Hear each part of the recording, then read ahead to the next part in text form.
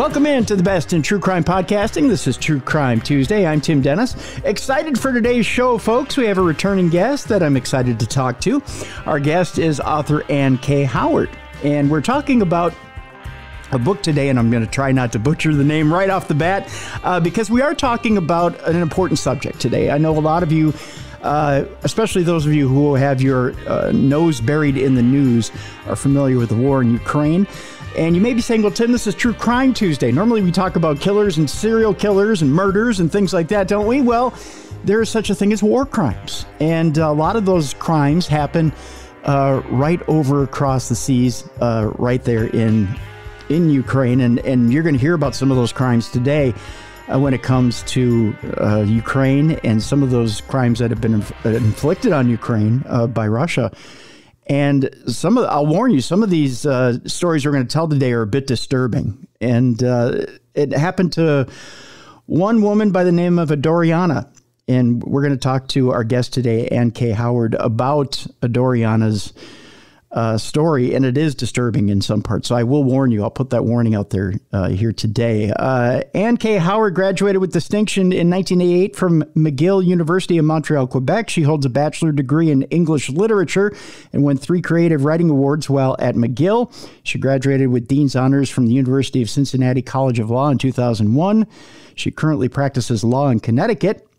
And she's got other books to her credit as well. I tell you what, we'll go through all that as we get her on the program. She's a return guest, so we'll go through that as we get her back on. Welcome back to the program, Anne. We appreciate you being with us. Thank you. It's a pleasure to be here. The book, and let's get it out here right away, is Escape from Mariupol. I call it Mariupol. Mariupol, I'm sorry. Yes. Yeah, well, that's okay, because I wondered the same thing about the pronunciation at the start of the war in February. Every news broadcaster was pronouncing it differently. Mm-hmm. So I went with Lester Holt's version, Mariupol. Mariupol, okay. So Escape from Mariupol, a survivor's true story. And it was actually written by Adoriana, is it Marik or Marik. I got to keep remembering the pronunciations. I know. I should preface this with this. When I was working at Minnesota News Network, we had a receptionist who was Russian, and she would throw little pronunciations at us and little sayings in Russian, and we would try to learn them. And all of that's so rusty because it was back in the late 90s, early 2000s. Mm-hmm. So that's like 20 years ago, Anne. And it'll all come back to me as we get back into the interview here. I got to tell you, I sat with this book over the weekend and I was fascinated. I was horrified. Some of it, just seeing the degradation of a nation through her eyes was so sad. I have to ask you first of all, before we get into the actual story and what was going on with Adoriana through all this, through your eyes, as you take her story in and you translate it to the page, I have to get your personal opinion on things and how you keep yourself objective. How did you keep yourself objective to put things from Adoriana's standpoint onto a page? How did you process this through your journey and her journey? Mm-hmm. Well, like you, Tim, I think I was equally horrified as she revealed these things to me. And it helped me to try to stay objective by doing a lot of research. Mm-hmm. It was, when you think about it, I started the book at the end of April, early May. And I finished it on September 22nd. Wow. So it was a summer of work for me. It was 85 degrees and sunny, and I'm sitting in the local library saying, what am I doing here? But, and so what I did was I referenced The Gates of Europe, a wonderful book about the history of Ukraine in the footnotes a few times. And I also just did so much research online in real time, which was actually kind of exciting because the things she was telling me, these things were, being evidenced on different news outlets. And so I was able to step back and see that she was part of a greater story. And I say that in the end of the book, that every story of every Ukrainian right now is like a tiny grain of sand on a beach full of billions of grains of sand. And every grain of sand has a different story to tell. And yet they all tell the same story overall in terms of the injustice, the degradation, the suffering, the fear. You know, at one point in this book, I referenced what is it? Ki ma ma ma. You know, on Friday, is it Friday the 13th? Is it Jason or Halloween that does that? Oh, you know that sound? Yeah. It's kill, kill, kill, ma ma ma. Kill, mom. Kill, ma ma ma. But I referenced that's what it was like for Ukrainians right now. It's currently what it's like, and it was back in February and March. That you just never know at any minute. A bomb can drop from the sky. People can invade your home. Soldiers can take over your home. You can be shipped off to a filtration camp. So there's this terror. And I try to approach it probably like maybe a film writer writing about a horror story to, distance myself and yet simultaneously try to get into Adoriana's head and convey her powerlessness and her fear to the reader. I said something at the top of the program that I know I'm going to get some flack about, and I want you to address this question because it is a devil's advocate question. Someone's going to address me in an email and say, Tim, how can you call anything that's being done in Ukraine a war crime? Especially from the Russian side of, and I just saw your eyes get huge here. Especially since on the Russian side of things, they believe they're justified. I know what the answer is here. I'm not going to answer that because I know what my answer would be. I want your answer as to why the things that are happening in Ukraine are war crimes. If I could say in one word, unprovoked. Ukraine was a peaceful nation, a democratic country. They were minding their own business and they were doing quite well. And Russia comes in and Putin says, we want this land. We want these resources. We want to take over your country and bring it back to Mother Russia. And in so doing, it was not just, and it is not just a war on military facilities, on military installations. It's not just soldiers fighting in the trenches. Everyone sees it on the news every night. It's the indiscriminate bombing of civilian structures, hospitals, maternity hospitals, cancer hospitals, schools, churches, synagogues, and most importantly, high-rise apartment buildings. And that's what I really wanted to get across in the book regarding the first 5 weeks of the invasion in Mariupol. Yeah. Because the crimes against humanity that took place in those 5 weeks in Mariupol while Adoriana was stuck underneath in a basement underground hiding from the bombs. It's hard to even wrap your mind around that. To date, Ukrainian officials say about 23,000 Ukrainian civilians died in Mariupol in the early weeks of the war, and these people were not bearing arms. They were innocent women, children, men, elderly people. That is mass murder. We talk about serial killers. We talk about mass shooters. Yes, this is a very serious, evil crime. And there are victims, but try to wrap your mind around a mass murderer who kills 23,000 innocent people. If that's not the truest crime out there, then I don't know what is.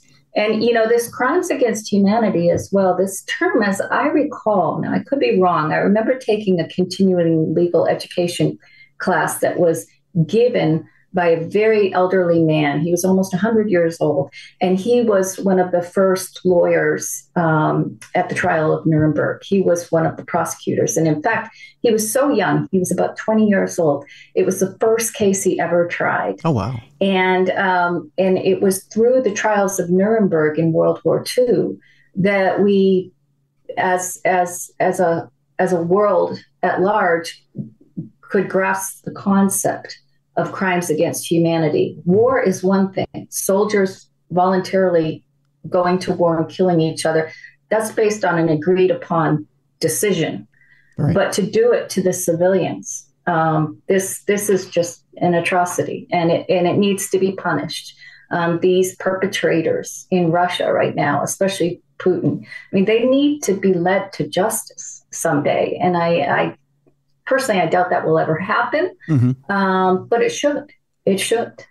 We'll save that question for the end of the program, but let me ask you this, and you know, I want to backtrack a little bit. You were talking about when you were writing this book and putting these notes together, because this book is essentially a collection of Adoriana's letters, correct? Yes, exactly. What happened was she was in a refugee hostel in the Czech Republic in April, and I contacted her by email. And so the first, I'd said, you know, tell me what happened to you. So there was like this 3-page email she sent me that was just like a train wreck. You know, it was like, this happened and that happened and this happened. And it was just, whoa, this is terrible stuff. What child died? What woman got raped? What, you know, like what car exploded? You know, she was just listing off this litany of tragedies that she'd witnessed in the last few months. So then what I had to do is kind of dissect that letter and follow up with every single question I had, and also create a timeline. Because when you tell someone what happened to you, it's just a jumble of events. Right. So I had to put it into book form. I had to structure it as a book. And so when I would follow up with her, she would often tell me more details. And then I would send her chapter 1, chapter 2, chapter 3. Do you approve of this? Did I get it all correct? And in doing that, she would respond to me, oh, I forgot to tell you about this and this. And sometimes they were very important things. So it was a collaborative process in that way. Yeah. Interesting. You know, with that, it brings up an interesting point and an interesting question here, Anne, and that's this. It's obvious that Adoriana is dealing with post-traumatic stress disorder. And it comes out very clearly in the book. And I think both you and Adoriana did a wonderful job of highlighting that, of bringing it out, not just plainly stating it, but with also detailing it in the book, what it feels like to have that. Right.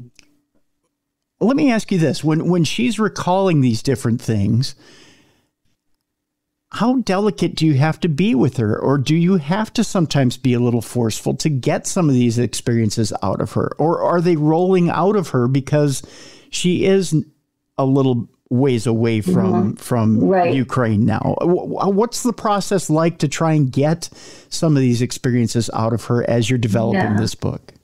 Yeah, that's a really good question. In this book, in this collaborative process, I just had this intuitive sense that everything she was telling me was from the heart, and I didn't have to question anything. So that was really good, to be able to trust my subject matter. Yeah. But regarding the post-traumatic stress disorder, she said to me that for some reason, and I suppose we lucked out in this, she found it much easier to write about than to speak about. Really? And and in fact, she has been approached by reporters.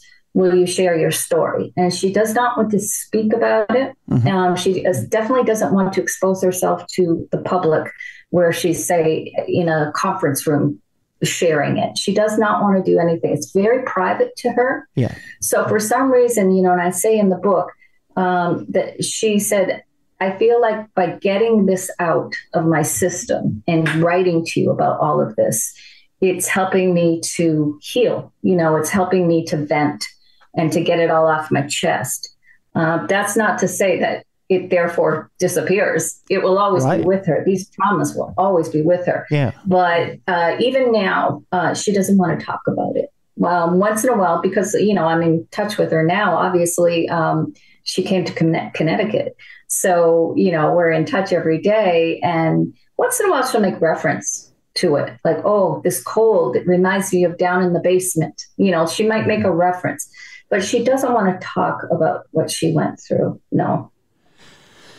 And I wonder, is that because to her it's like picking the scab if she sits in front of reporters over and over and over again?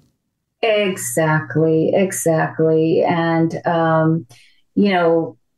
she when she does talk about it, she gets very teary. Her entire energy changes. Like she goes from a happy, pleasant, calm place to looking white as a ghost and shaking and getting teary. So, every time she touches that wound, it's like pouring salt on it when she talks about it. Yeah. And I suppose there's therapy in putting this book out there, because it's on paper. You can write it, you can put it out there, and then almost like, this book is a little boat. You put it out there into the virtual ocean, or you put it out there into the public, which is the ocean. It's out there. People can consume it. They can find out her story, and it's away from her. And she's now dealt with it. Is that pretty accurate as to what her outlook may be? Yes, she wants to keep it distant for that reason. Just like, you might, if you had a childhood trauma, you might only share it with your spouse and your therapist. Okay. But you definitely don't want to be sharing it with everyone you talk to. And but that's not to say that by sharing it and putting the book out there that she's done with it.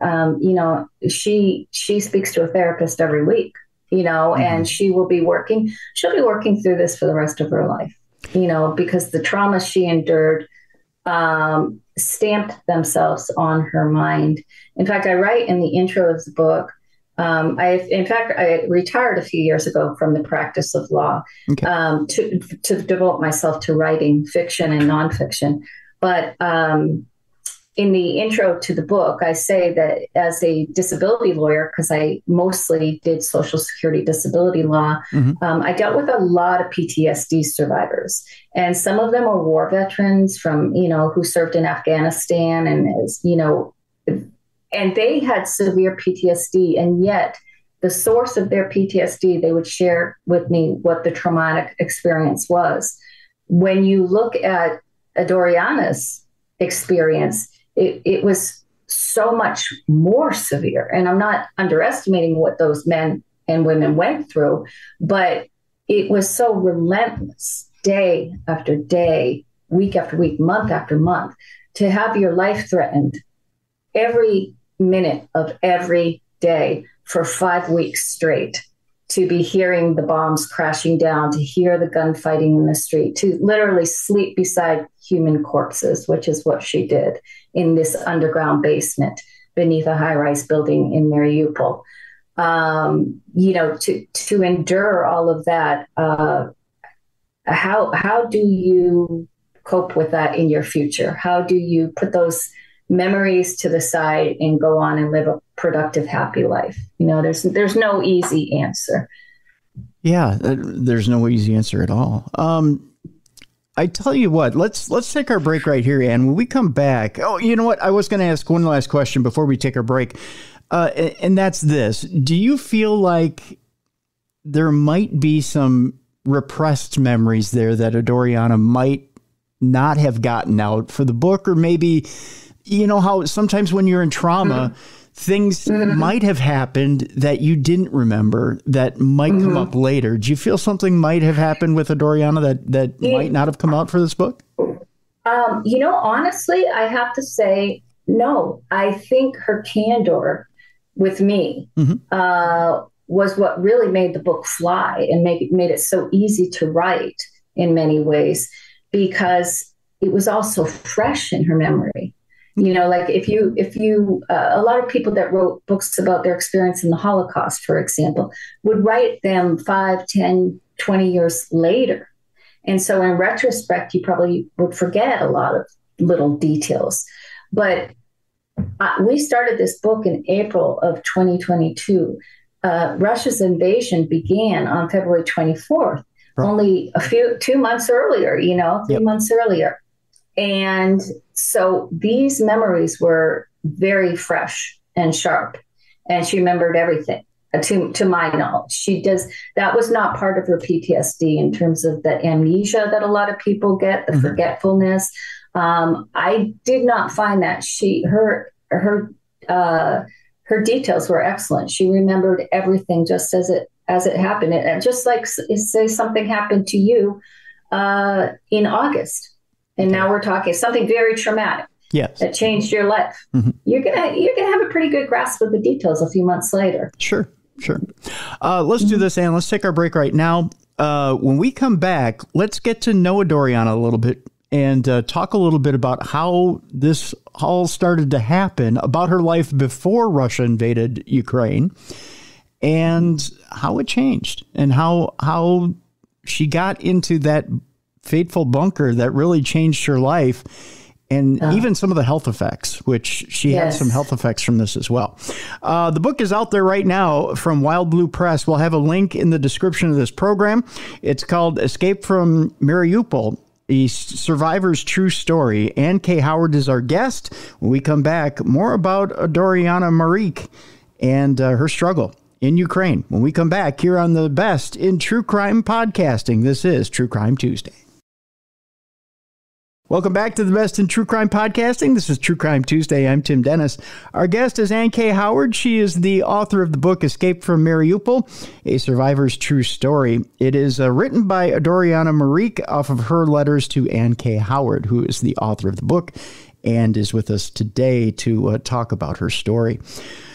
Adoriana Marik, let's talk about her journey, and basically how she got caught up in this war, in this invasion. Let's not call it a war. Let's call it an invasion. Let's call it what it really is. And that Russia basically enforced on Ukraine.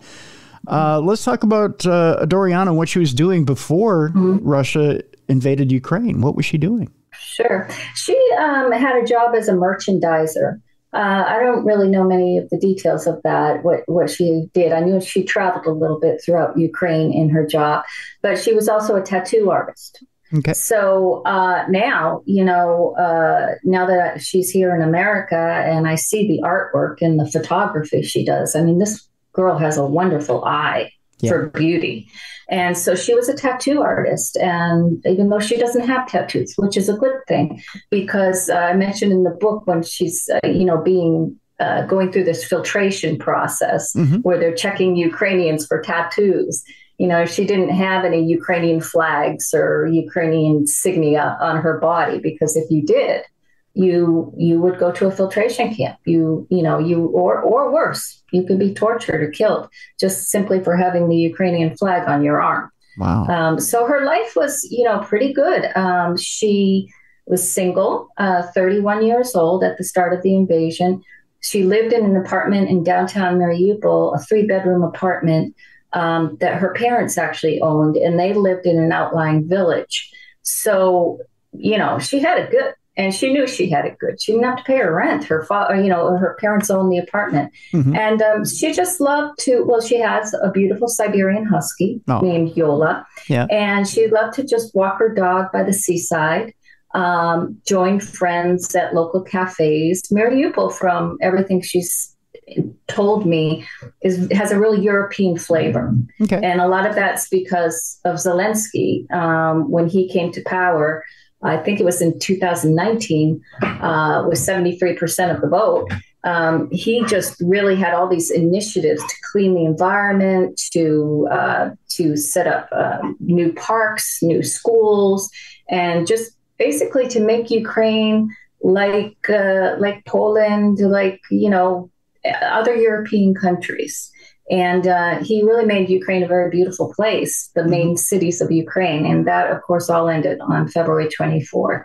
I say in the book that Putin and Russia had uglified my city. I have her saying, and I wasn't sure at the time if uglified was a word. Yeah. But I did look it up, and it is a word. And I put the definition in the book of uglified, just basically to make ugly. Yeah. But that's what Putin did. He made Mariupol, he took it from being such a beautiful, almost European city with so much diversity and creativity, and he just razed it to the ground. He razed it to rubble. He just destroyed this once beautiful seaport city. Well, he kind of had the attitude of, if I can't have it, nobody else will. Absolutely. Absolutely. And it wasn't about wanting the higher learning institutions. It wasn't about wanting the festivals. It was about wanting the land and the sea and the resources. And, I mentioned in the book that she was born in 1990. So so that was right when the Soviet Union fell apart and Ukraine became democratic. And so therefore in her early childhood, Mariupol was actually kind of ugly. It was very communist in its architecture. It was very bland. And it was through democracy and through Zelensky that it became the beautiful city that it was. And Putin just wanted that territory is what he wanted, regardless of the destruction that he wreaked on it. Let me ask you this, Anna. This is for a disclaimer for our audience. This is strictly your opinion. Do you believe any of Putin's rhetoric that Ukraine truly belongs to Russia? That he has any claim to that land? No, I absolutely don't. Okay. I mean, it's sort of for me like Did England, did the British have any claim to America in the revolution? I mean, sure, yeah. Ukraine is a uniquely democratic country. And no, I really don't think he has any claim to it. Okay. I'm just curious because, it's, and I only state that, or I put that out there again for a devil's advocate type argument. Well, I understand what you're saying, because when I read about the fall of the Soviet Union in 1990, and it makes you realize, wow, Russia lost a lot of power when the Soviet Union fell, and you'd think it would be at that time that a big war would break out, but it's sort of. It took decades for it to actually happen, to have consequences for that fall. But no, I just don't think there's any justification for any of it. I just, and this is, again, only, and we don't talk a lot of politics on the show at all, but when you look at simply Putin's power structure right now, in order to keep, I mean, he really is being threatened by the oligarchs or the millionaires in Russia, getting up and leaving Russia right now. And the only thing he has to keep them around is, one, a strong oil market or a strong resources market. But in order to do that, he's got to expand the power base of Russia. And in order to do that, he almost has to reach out and do a land grab in order and get those old satellite countries back that were once part of the USSR. Yeah, and I think it's a losing proposition. Well, it's being shown that he's being shown that right now, that to try and reach out and dominate those countries and bring them back into what was the old USSR is going to be a losing battle. Well, it reminds me of a meme I saw where Russia is depicted as a slave coming to liberate a free people.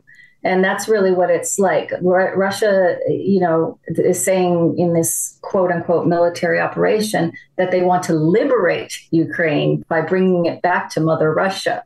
But in fact, Ukrainians are already liberated. It's the Russians that aren't liberated. I mean, they're the ones that live in fear of their government. They're the ones that don't have any say in how things go in that kind of autocratic regime.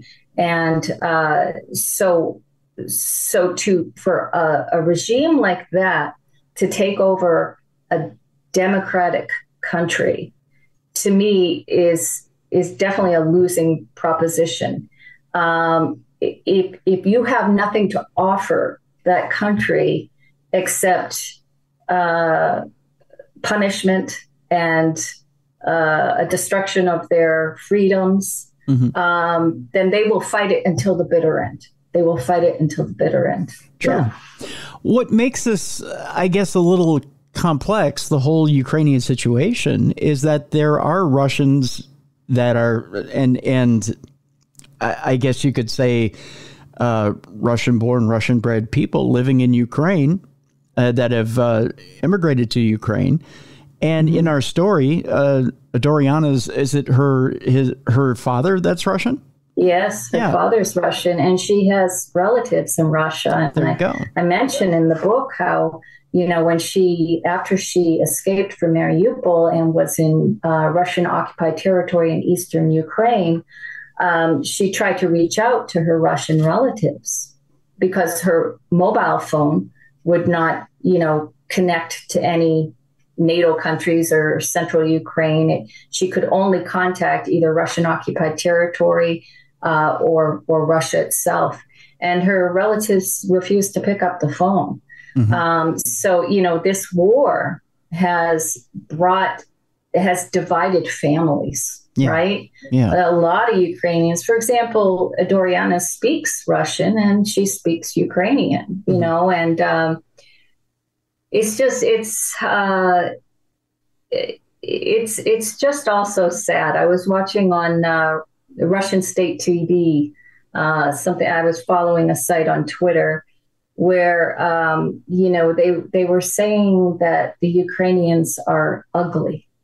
Just look at their faces. They're such ugly people. And you think about it, they look exactly the same as Russians. Yeah. Like Ukraine, a lot of Ukrainians are part Russian. A lot of Russians are part Ukrainian, right. It just, so it's really divided a lot of families, and there are a lot of pro-Russian people, supporters in Eastern occupied Ukraine right now. Elderly people who grew up under communism and are used to that. Also because Russian state TV is all that they get to watch in Russian occupied territories. A lot of them have been quite brainwashed, having no other sources of information.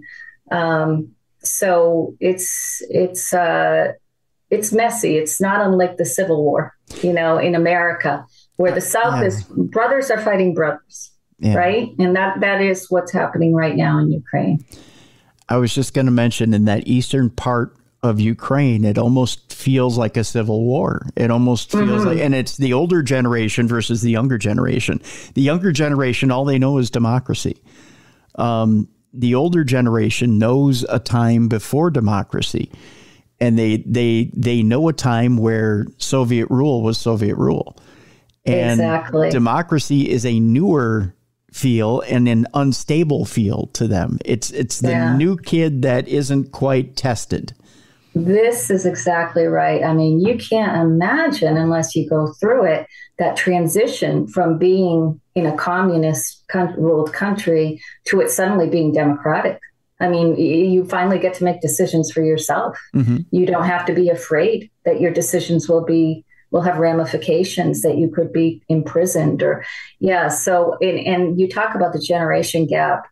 It's more true in Russia and Ukraine, more true in Ukraine right now than I think in many other countries. We always have these generation gaps, of course, based on the changing circumstances of society, but nowhere like in Ukraine right now. And when you hear them talk about World War II, that the soldiers in America were the greatest generation. You've heard them referred to as America's greatest generation.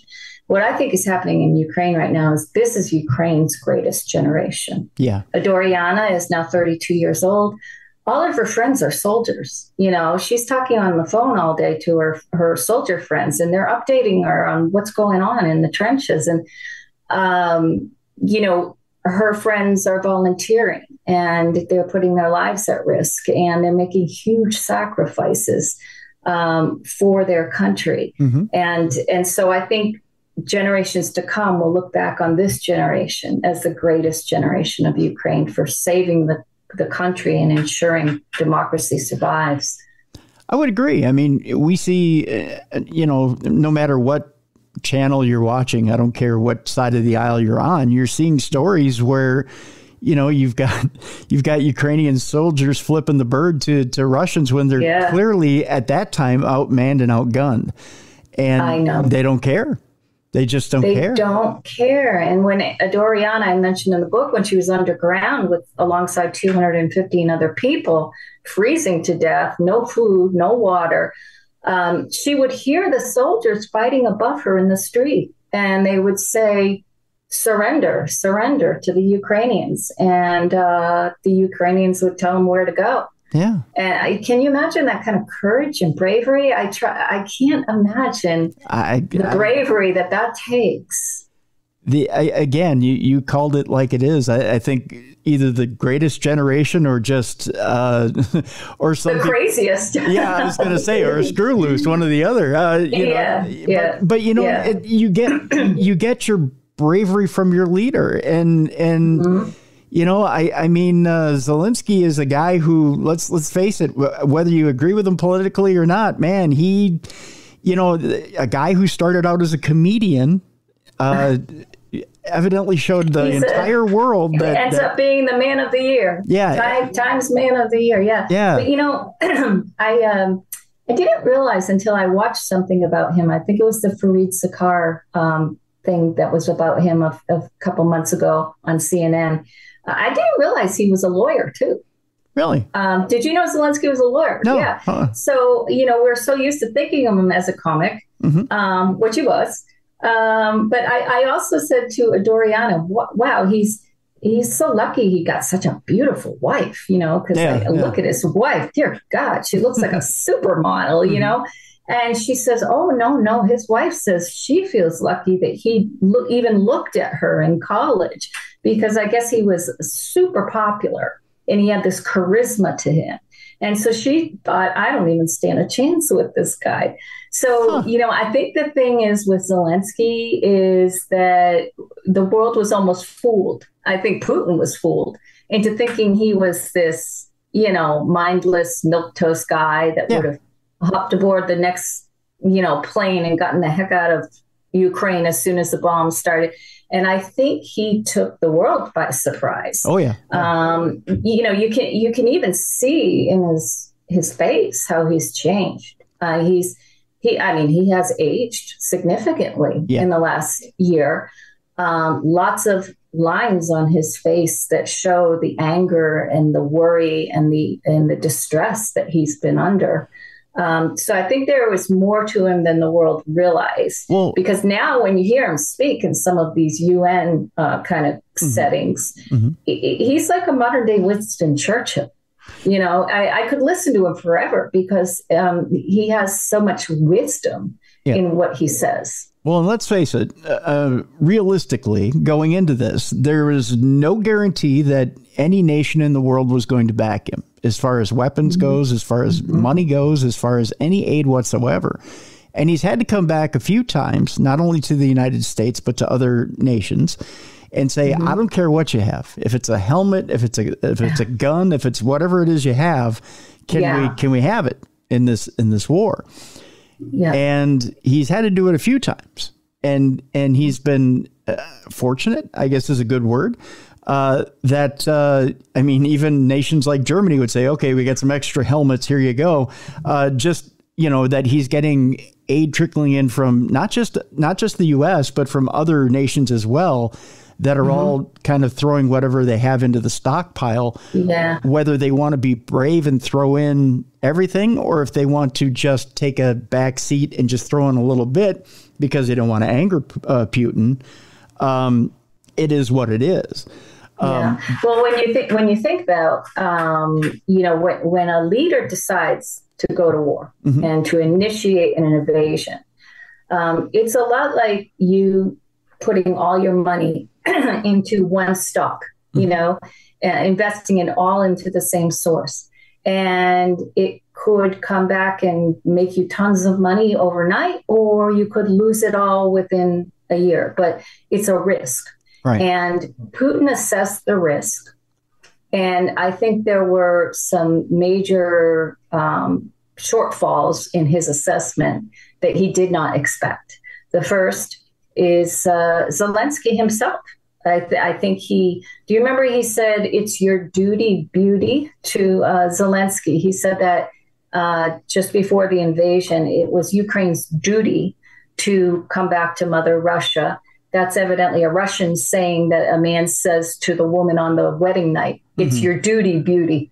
Yeah. So he saw him in that, condescending kind of way. That's how he perceived Zelensky. He didn't take him seriously, in my way of thinking. And I don't think he took NATO seriously as well. I think he thought that NATO was weaker than it was, because there were times with the U.S. and NATO, before the last election. I mean, there was reason for him to think that he could get away with it, I think. And I think, frankly, the unity of NATO right now has surprised him.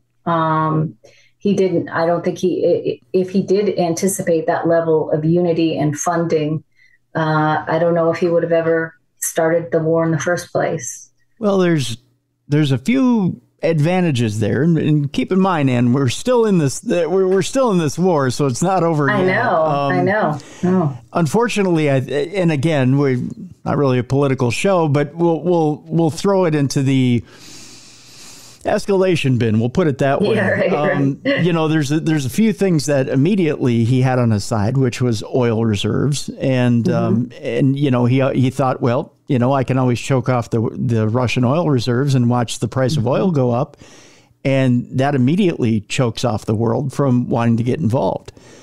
That's the ultimate power play, which ended up not working. Right, and I've asked other Ukrainians, how do you think this is going to end?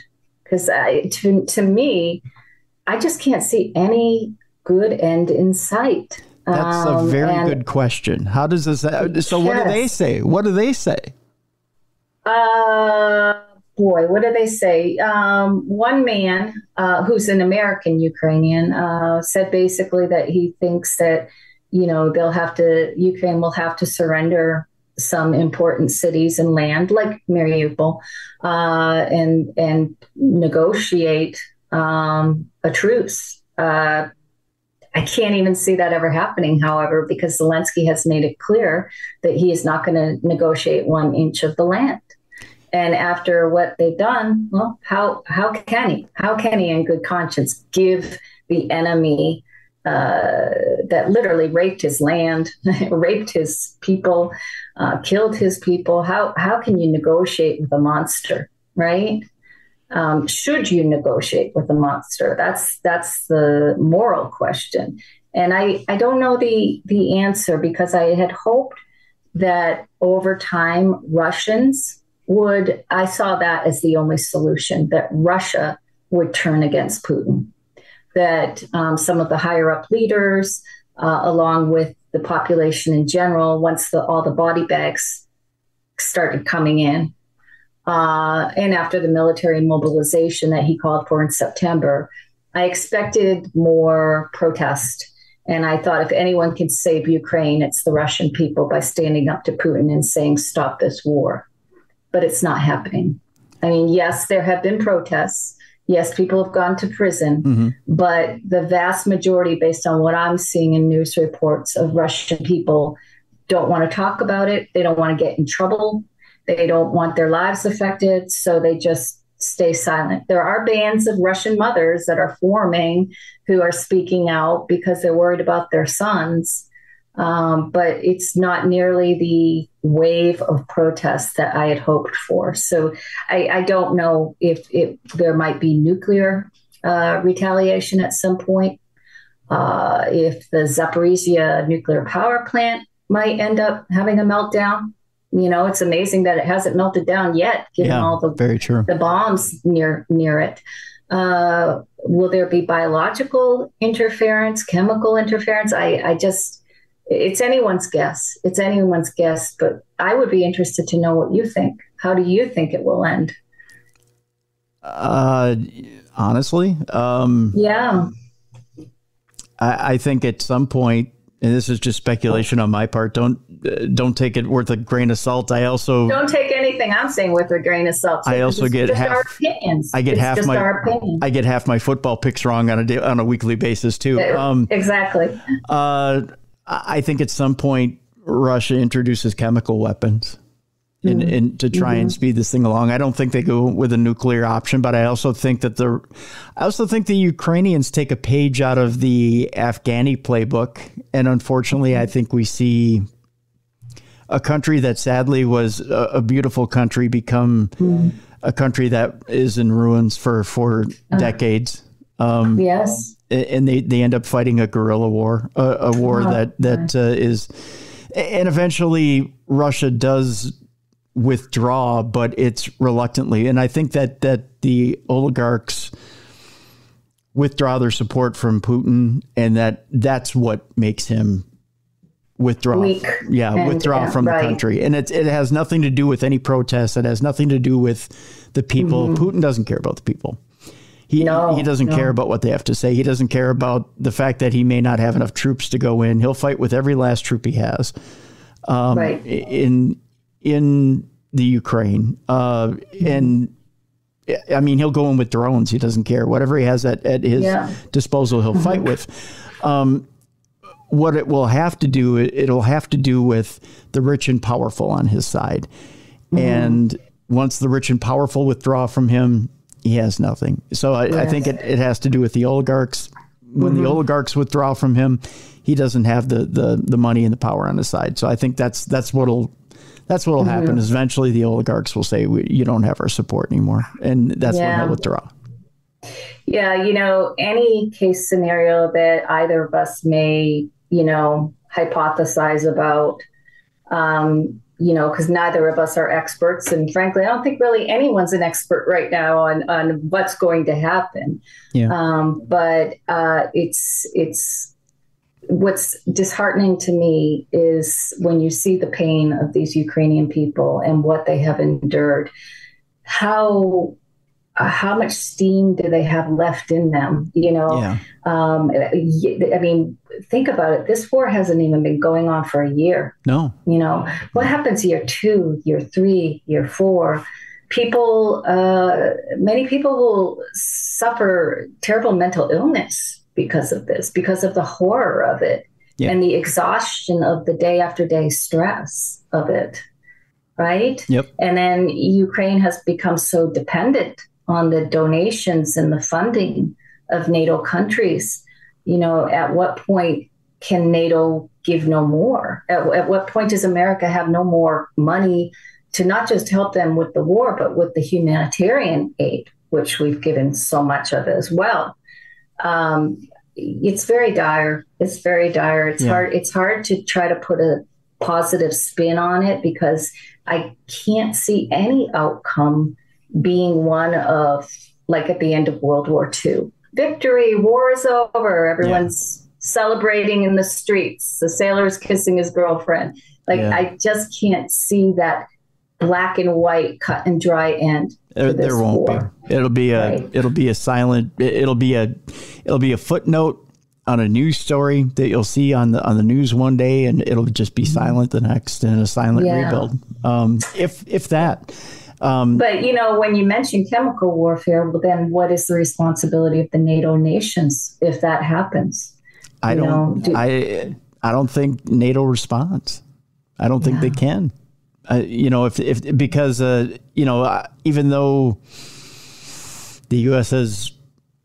has pledged to, if something, they haven't pledged to interfere in Ukraine. They've pledged to interfere if things have happened in Poland or gone beyond the Ukrainian borders. Right. So I think Putin feels like he's safe if he operates like that, even though chemical weapons are against the charter, the NATO charter. Yeah. I think Putin feels like he's operating behind his own border if he uses those. Plus, he'll say, right. Yeah. Plus he'll use the excuse of, hey, it wasn't us that used them. It was the Ukrainian soldiers that used them against us. So yeah, he's very good at doing that, isn't he? Yeah, he'll deflect. Projecting and deflecting. And, even this whole nonsense about Ukraine being a Nazi nation that he says we're going to liberate them from Nazism. It's beyond absurd. It's beyond absurd because, he just works on a playbook that's so similar to Stalin's playbook, to the playbook of any great, or should I say, terrorizing authoritarian leader. He works based on lies and deflections.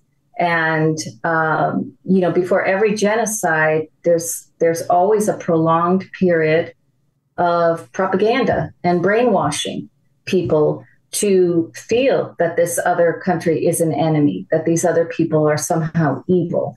And he's masterful at it. He's masterful. He's been doing this for years just by occupying the Crimean Peninsula, illegally annexing it and taking other parts of eastern Ukraine in 2014.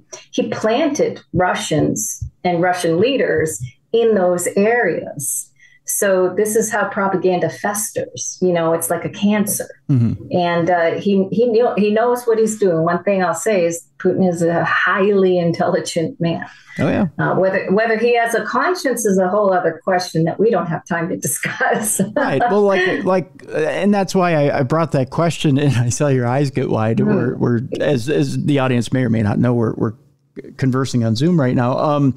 I saw your eyes get wide when I had asked the question, do you feel Putin is justified? It's actually, you're being the devil's advocate, and that's good because no one has ever asked me that question.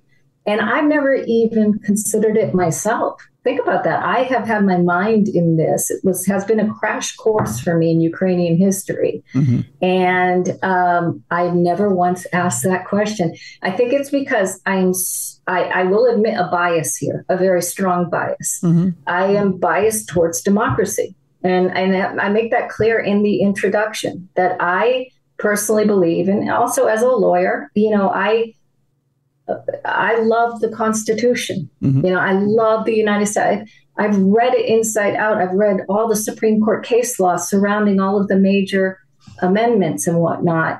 And the United States, any constitution, any democratic constitution, brings with it, for me, freedom of society. It's not perfect. Right. But when the individual's rights are protected and they can live in peace and do what they want when they want for the betterment of themselves and their families, that is the only way that the society, in my way of thinking, can survive. And it's the best way of giving people quality lives with purpose, lives with meaning. And that's why I guess I just have this block in my head. Is Putin justified in any way? Absolutely not. Why? Because he doesn't value democracy. And that's why I think this is more than just a war, Russia versus Ukraine. I truly believe it's good versus evil. Just as with Hitler, it was good versus evil. Mm-hmm. This is a black and white question for me. There's no question in my mind that what Russia is doing is heinous, inexcusable, and there's just no way to whitewash it. No, I hear you. I threw that out there as keep in mind when Putin was a young man, he was KGB within right? the USSR, and to him in his universe, it was always those united countries. And right. And when the system broke up, those countries went away from Mother Russia. Yeah. So to him, they should all belong together. So, to him, we're all askew because what he's doing is justified. And Tim, I completely agree. I really value that question you gave me because it really got me thinking. And, One of my favorite all-time books, although some people think, God, that sounds so boring, is *Sapiens: A Brief History of Mankind*. And what *Sapiens* talks about is that every belief in society, whether it be the Constitution, for example, or communism, everything is based on a story. It's all stories. So we have these stories in our minds that this is the truth, or this is a guidebook for us. These are the things we value. And so you make a really interesting point that Putin believes in a different story. Yes. Yep. His story is communist Mother Russia. His story is a nostalgic story. Yep. It's a story a lot of Russians support. Yep. So, and war, in one way, is a clash of stories. Exactly. Which story wins? I want democracy to win desperately. Yeah, exactly. Yeah. Well, and I do too. Democracy. Team democracy. Yeah, I do too. And that's why it's called history, his story. That's right. The winner dictates the story. Yeah, exactly. I promised people we'd get to know Adoriana a little bit. Let's tease people a little bit about the book and about her story. So the bombs start to fall in Mariupol. Now, she does have a mother who is from Ukraine, a father who is from Russia. She's in their apartment. She has to make, her and Yola, her dog, her husky, they all have to make decisions as to what happens when the bombs start to fall. What decisions are made? Right. Yeah. Well, she had been kind of preparing. I think a lot of Ukrainians were aware that something was about to befall their nation. The U.S. intelligence confirmed through satellites in drones that, Ukraine was surrounded by Russia's military and in the weeks leading up to the war. So she kept all of her private documents in a safe place, prepared to run away as soon as she needed to. Unfortunately, she didn't have a car. She doesn't drive. A lot of people in Ukraine living in the cities rely completely on public transit. So she really had nowhere to go when the bombs started falling. Her parents were in a village quite far away, a couple of hours away. Okay. So she was all alone with her dog. Her friend called her and said, "Did you hear the bombs?" And she rushed over to her friend's house, to her friend's apartment. And they stayed there for a couple of days in the vestibule. So they were in the middle of the apartment building. They weren't around windows because the bombs at that point in the early days, they were just all day and all night long. And the sound was absolutely deafening. And one day they decided to take a break and have a cup of coffee in her apartment. And that day the apartment was bombed from above. And the windows all shattered, and they fled and went underground beneath an auto parts store in another high-rise building where they had heard that there was a large basement where other civilians were hiding. And that's where she stayed for 5 weeks in that dank, filthy basement. I say in the book, it's gritty, but they had no bathrooms. They had to go in a corner. They had no heat, no food, no water. They got the water from the boiler pipes, and also dirty snow. They risked their life to go up and get a little dirty snow, so they had some water to drink. So it was just about as terrifying as you can imagine. And you had mentioned before that they had slept near a human corpse. There's actually a man who tried to make it from there was a shelter next door, as I understand it, that was bombed, or the building above it was bombed. It had collapsed down onto the shelter, and those folks had tried to get out. Can you explain a little bit about that? Well, there were several instances in the book that involved different bombings because the bombing was so relentless day and night. Many times people would come rushing into the shelter in the middle of the night from various bombed out buildings in the neighborhood.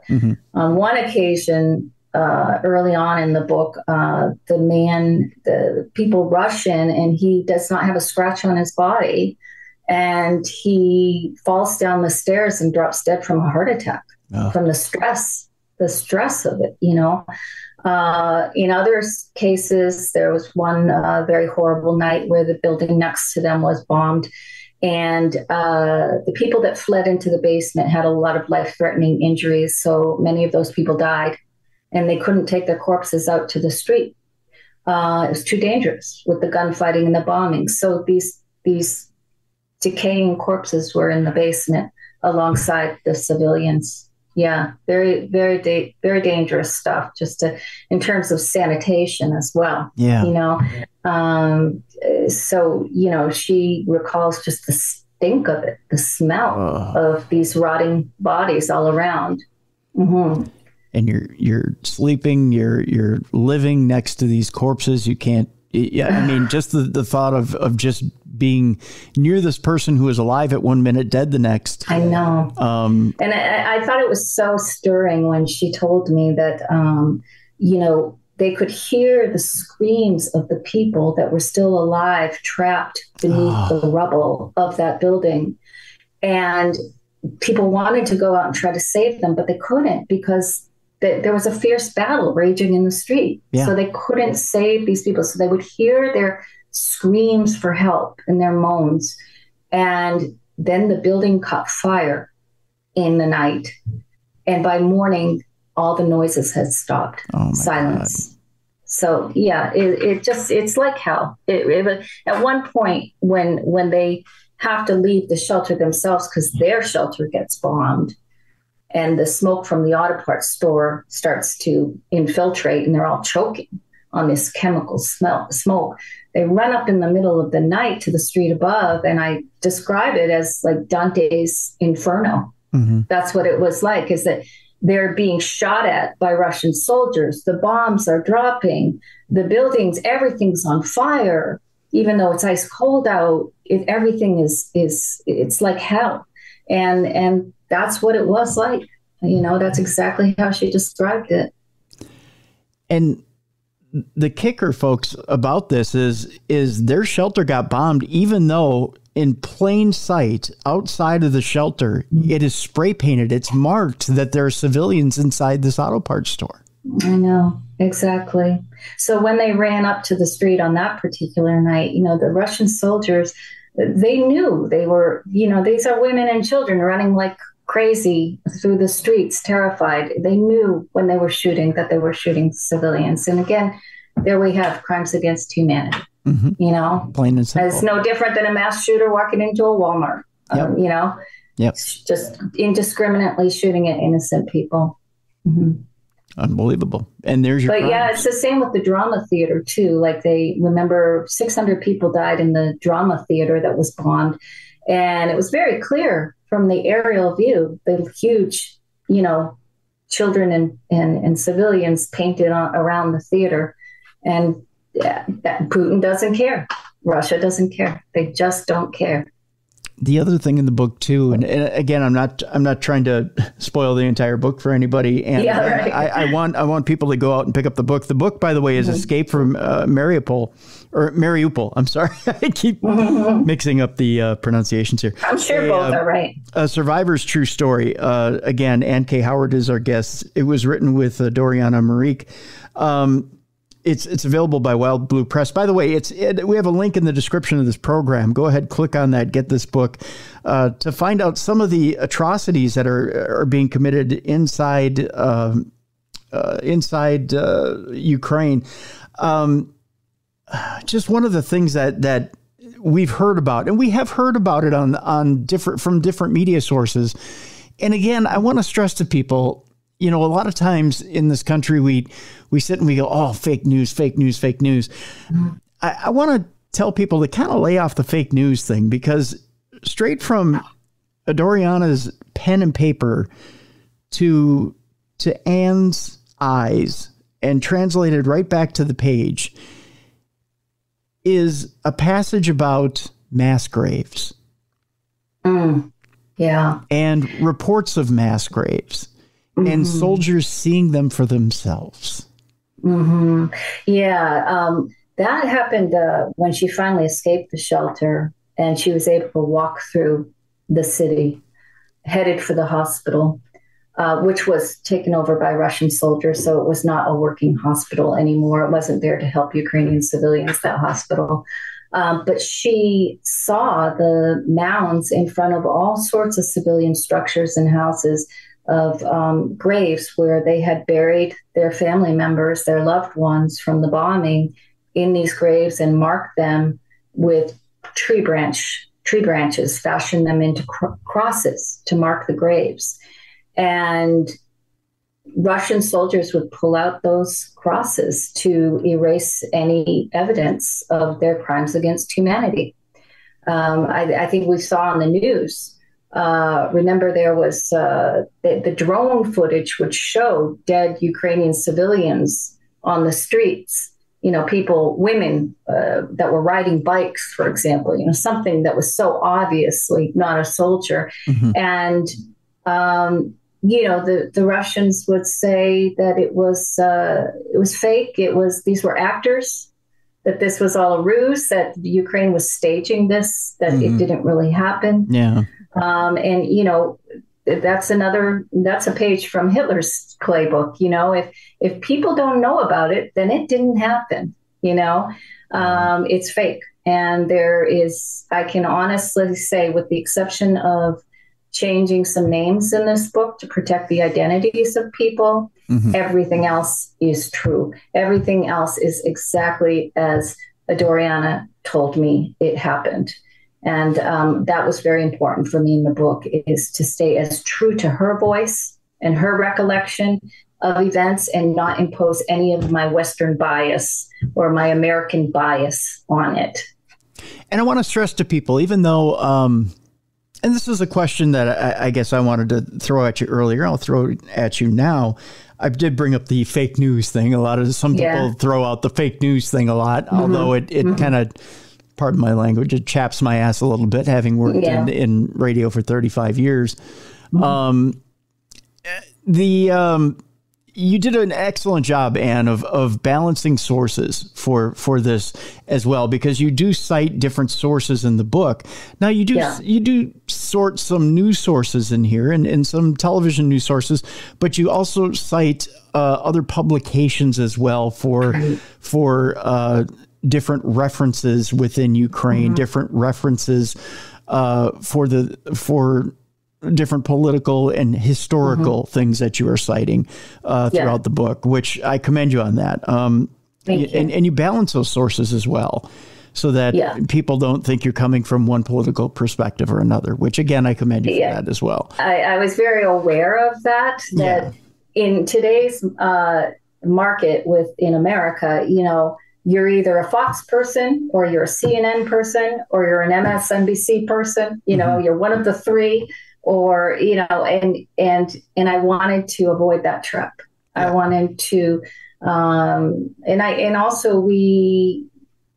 so many other great sources in Europe and in Ukraine that we can draw from. Even things like when I talk about the wheat production and how the grain production has been halted and how Russia has stolen a lot of this grain from Ukraine during the war.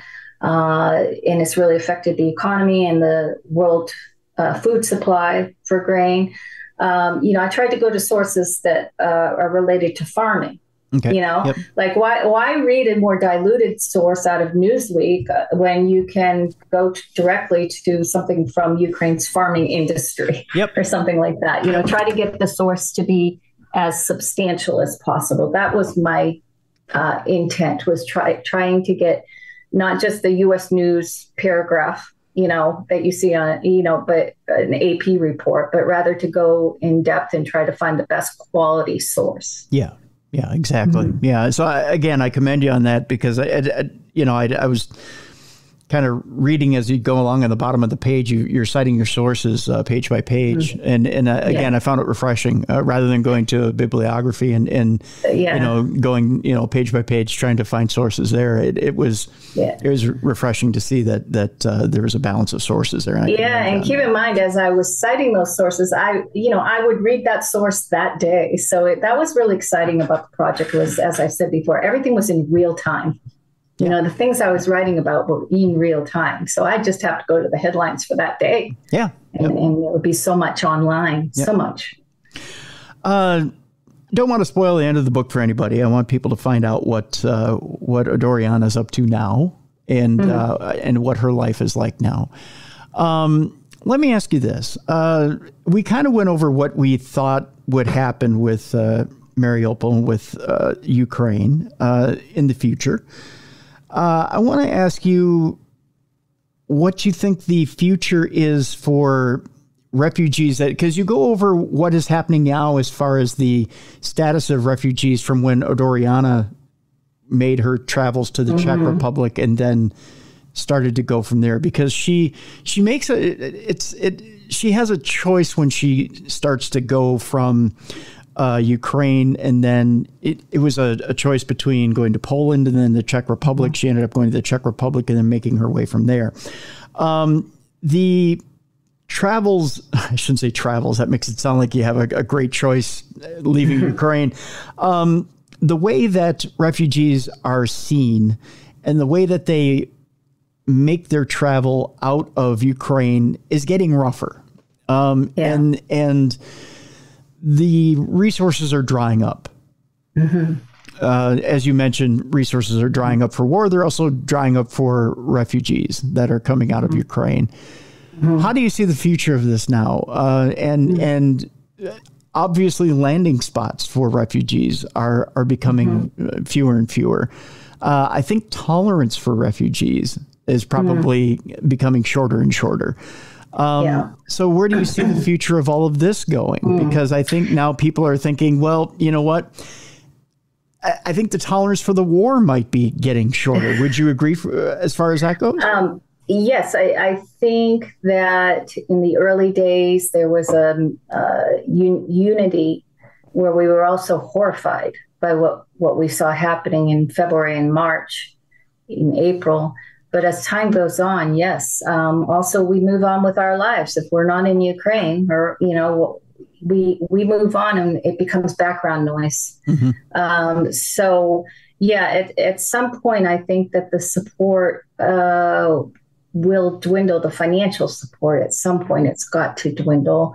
I hope it's not anytime soon, but I try to talk about that in the book, what it is to be a refugee. Because Adoriana compared it to one of the reality TV shows like Naked and Afraid, where you get dropped off at a remote island. You have to find your food, make your way. Now imagine if you lost everything. You still have clothes on your back, okay? This is not naked in Ukraine, but you got clothes on your back, but you don't speak the language. You have no money to your name. You own no property. Russia destroyed it. I mean, you are a nobody, and you have your identity ripped away, and all those familiar comforts of home. And that's why a lot of people think that, especially the elderly Ukrainians who refuse to leave right now, that they would rather die in their familiar, safe place that to them is safe, even though it's not. They would rather that than become a refugee, because becoming a refugee is such a mentally exhausting experience. Even now, when I speak to Adoriana, she's incredibly homesick, and she just constantly. The other day, she went to a European grocery store and bought all sorts of Ukrainian groceries, and she was so happy. It made me realize, wow, just having familiar food means so much to her. And the fact that everyone was speaking Russian in the store or Ukrainian, it was such a comfort to her.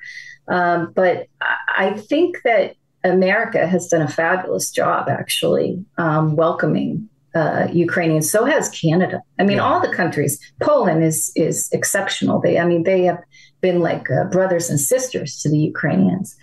But Poland, they don't have any more money, and the cost of living is extremely high. We complain over here in America right now. Yes, inflation is off the charts. It's rough, but in these European countries, it's so much greater. Even in Canada, so it's all relative. So I find that the American Uniting for Ukraine program that was initiated as soon as the war began, it makes it so easy for Americans to sponsor Ukrainian refugees. So my husband and I sponsored Adoriana. I won't say any more. Okay. But then my cousin was interested. He lives in Maine. He's retired. He and his wife, they have a beautiful big house with an extra guest room, and now they're sponsoring a Ukrainian couple. So, I would encourage any of your listeners, if you have a room to give, you can go on these. It's sort of like Match.com. Find me a sponsor, find me a Ukrainian refugee. Yeah. But if you Google the official United States site for sponsors looking for Ukrainian refugees, you can get a list of, just like a dating app. You end up seeing, oh, I like this one. This one's an engineer and they have a little girl, or, you can pick your refugees. So, I don't want to be all gloom and doom about refugees not having opportunities, because I think, actually, relatively speaking, compared to a lot of refugees from other countries, and I'm sorry to say this, but there have been people that said, how come when it's a dark-skinned country, they don't get this sort of loyalty from America and all this support? And it does make you wonder, Ukrainians look like us, or like, not all Americans, but do we have a bias in that way towards refugees? Because so many people right now are helping refugees and want to do more. But you don't see that same goodwill towards refugees of other countries on such a mass scale right now. Yeah. What do you think? I might disagree with that. Here in Minnesota, we reached out to the Somali community, and there was a huge resettlement with the Somali community in Minnesota. Okay. When there was, gosh, how long ago was that? It was quite a while ago now. But when there was strife going in down in Somalia, we had a huge resettlement program. Okay. That all right. Well, down. You're educating me then. You're educating me. Yeah. In Vietnam with the Hmong community, we had a huge resettlement with the Hmong community. So in Rochester and St. Paul, Minnesota, we have huge Hmong communities. So I don't know that that's necessarily true, although those are programs that were set up for entire families to come over. So I don't buy the bias of white people like to sponsor people that look more like them. I don't get that. Maybe it's almost too dangerous to say. Like, it's too much of a hot topic. Well, so I almost feel like, oh, damn, I wish I didn't even bring it up. Because I have wondered that myself. That's fine, because it does get brought up. It gets brought up a lot. It gets brought up that there's suffering and a humanitarian crisis all over the world at all times. Right. And so why are we devoting so much of our compassion and support for Ukraine? I have heard that argument from different sources. And is it because of skin color? Well, I don't know that it's so much skin color as it is, there's a lot of Americans that have roots in Eastern Europe. So, I mean, myself included. I do as well. Yeah. So, yeah, that's true. Yeah, that's you're absolutely right. Yeah. And also there is the aspect of democracy, right? That this is a clear-cut case of a democracy under threat. And so a lot of patriotic Americans get all riled up about that because, you want to help other democracies and protect them. And see, that's the thing, Anne, from Cuban refugees to Somali refugees to Hmong refugees to Ukrainian refugees, the common thread between all of those was democracy. And you've got those communities within the United States and more refugees from different Guatemalan refugees through all of those communities, they're all in the United States. They're all here for a reason. Mm-hmm. They're all here because they either attempted to have a democracy in their country, or they succeeded, or at least tried to fight a war with it, and they decided or needed that democratic way of life. Mm-hmm. They needed a better life. Mm-hmm. And who are we to deny somebody that better way of life? Mm-hmm. You know, and I mean, that's the meaning of NATO. That's why NATO exists. We recognize that democracies are under threat at all times. Yeah. They're very, like they say, democracy is an experiment, you know, and it's not a guarantee.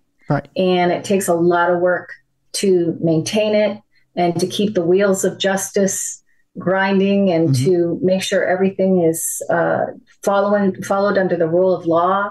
I mean, this takes a lot of belief in the story of democracy. Right. And so NATO believes that, with the understanding that if you have a democracy, it's only a matter of time before it will be threatened by an authoritarian rule, whether from inside or from outside. Right. And so we need to stick together with other democracies and all be on the same team.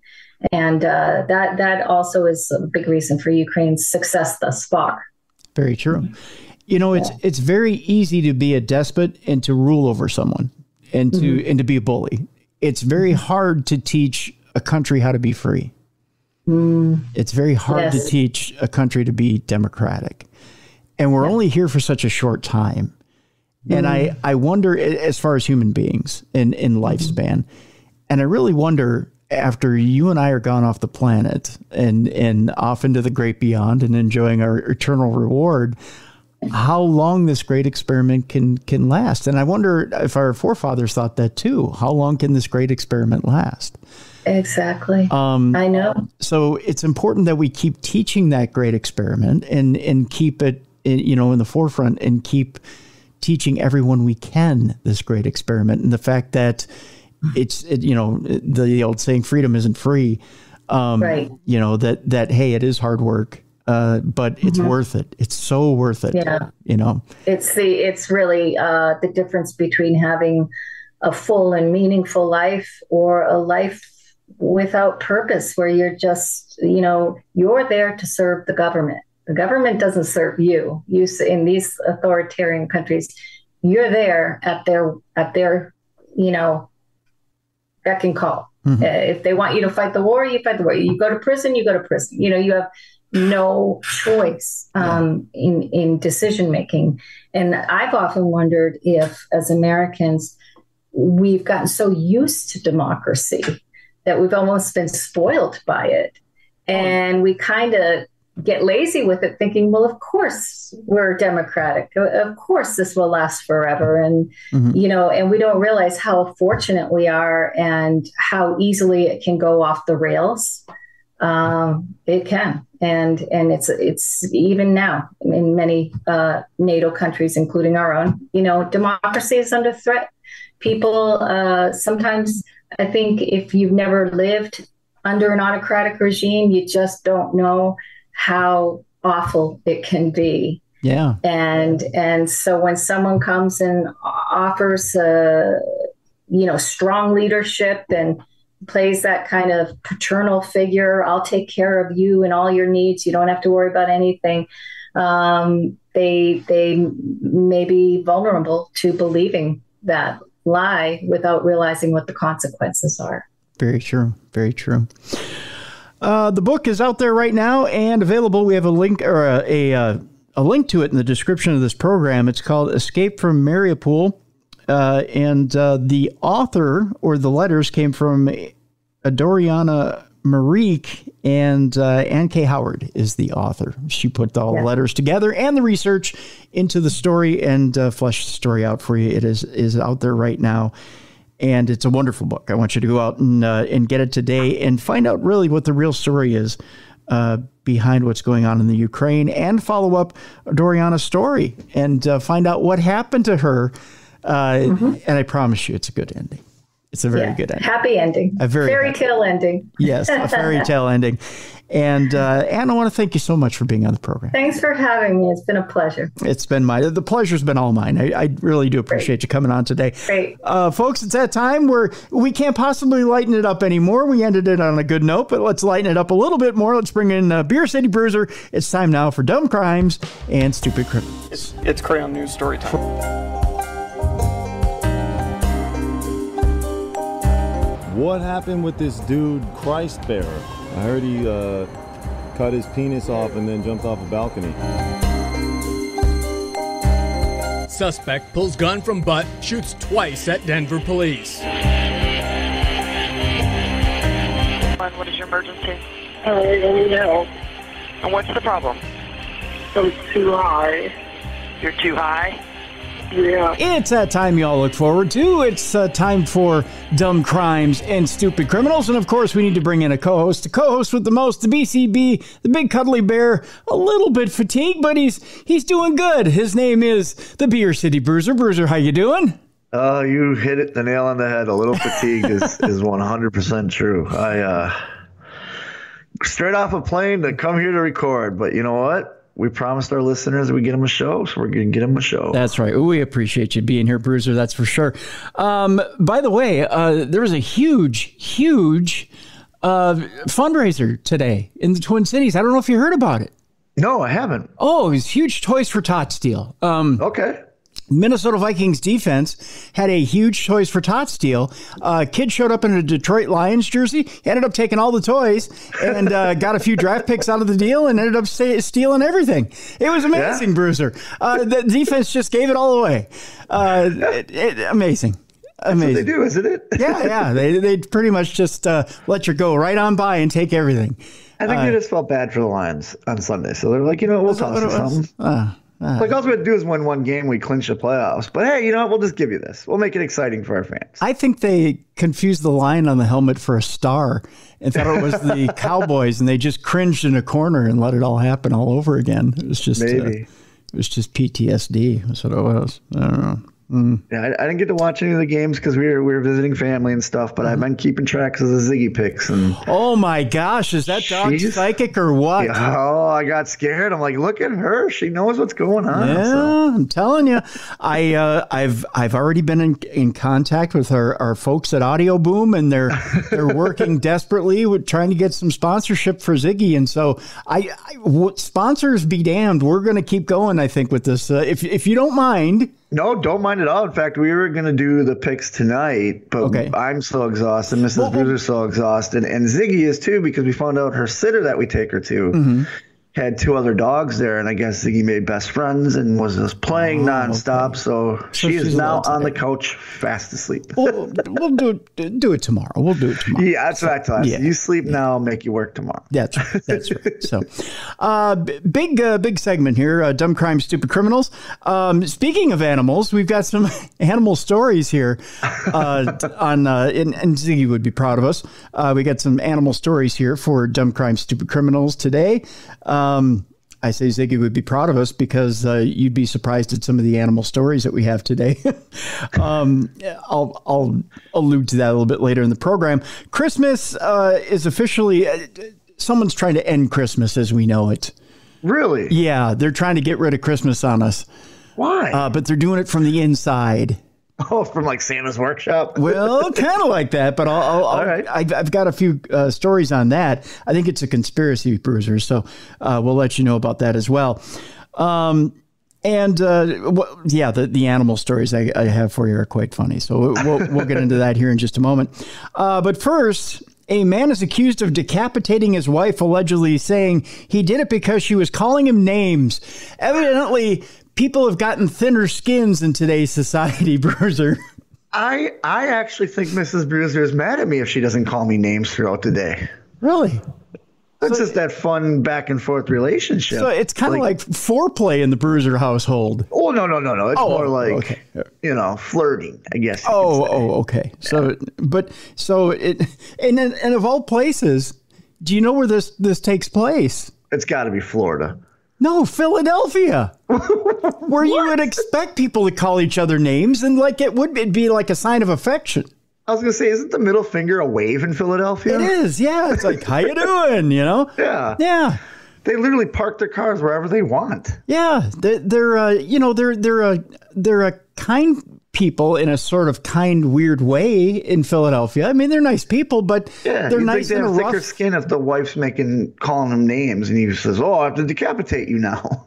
Yeah, I mean, they're nice in a gruff kind of way, but but to have thin skin like that's unusual for Philadelphians. Yeah, it is, because they not only they dish it out, but they can take it too. Oh yeah. It's a sport in Philadelphia. Yeah, it is. You got your football. I've gotten into many altercations with fans in the ECW arena right there in South Philly. Well, and they get right up. They know the rules. They can't touch you, but that doesn't mean they can't be right up in your face, spitting on you, throwing beer on you and all that. So. I'm sure you've heard some original ones in the ECW arena. Yeah. Yeah. It's not those typical, you bum, blah, blah, blah. I'm sure you've heard some original names. Oh, yeah. Oh, yeah. Yeah, there's some colorful language. I think they invented their own language out there. Oh, yeah. Yeah, they're quite colorful there. So law enforcement sources say the man arrested for allegedly, I don't mean to laugh at this, arrested for allegedly stabbing and decapitating his wife in Northeast Philadelphia, told detectives he did it because she was calling him names. Yeah. I really hope the names are like Honey and Babe. And Sweetie. Sweetie. Yeah, not like you jerk face, hey cockhead, Oh, Honey Bun. Suspect 34-year-old Ahmad Sharif has a criminal record, and police have been called to his home many times before. Oh, so he's got a hair trigger. Yeah. He's an angry man. Yeah. Layla Al-Rahil was found decapitated in her kitchen along McGee Avenue near Hashbrook Avenue in Lawndale.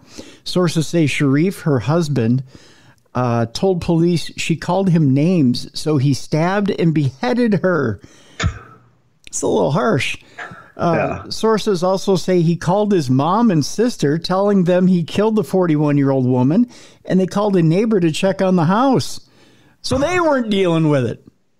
They're like, yeah, no, this is your bag, man. They're like, no, honey, we believe you. We're just not coming over to check on you.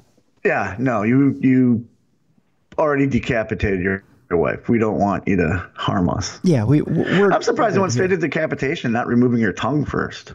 Well, right. You go in stages, Yeah, exactly. Yeah, you don't start with beheading. Beheading is kind of one of those things you do as you're moving along, I mean, I'm sure when he stabbed her, she probably just laid into him with a bunch of names because he stabbed her. Yeah. When I get stabbed, I usually cuss a lot. Yeah.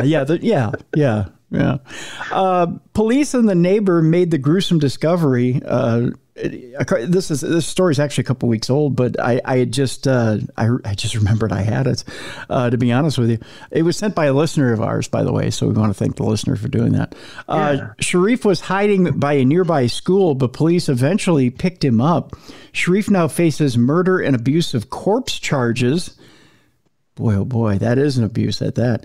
He has been arrested before for allegedly shooting his brother. Don't get close to this guy, I think, is the moral of the story. Yeah, this is a guy, he can be your pen pal.